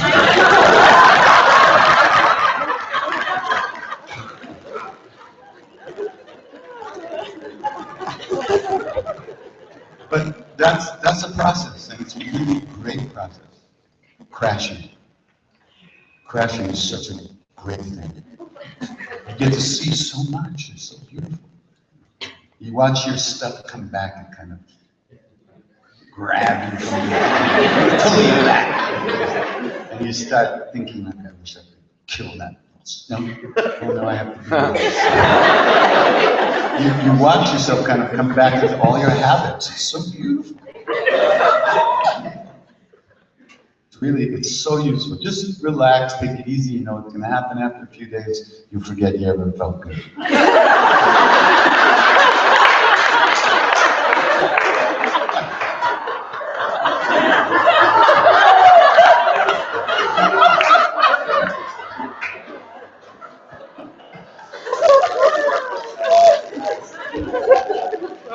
All right.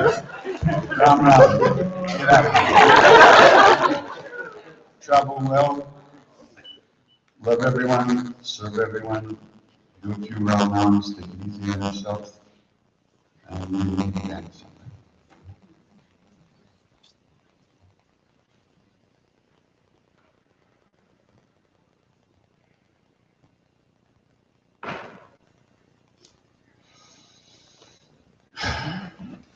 See ya.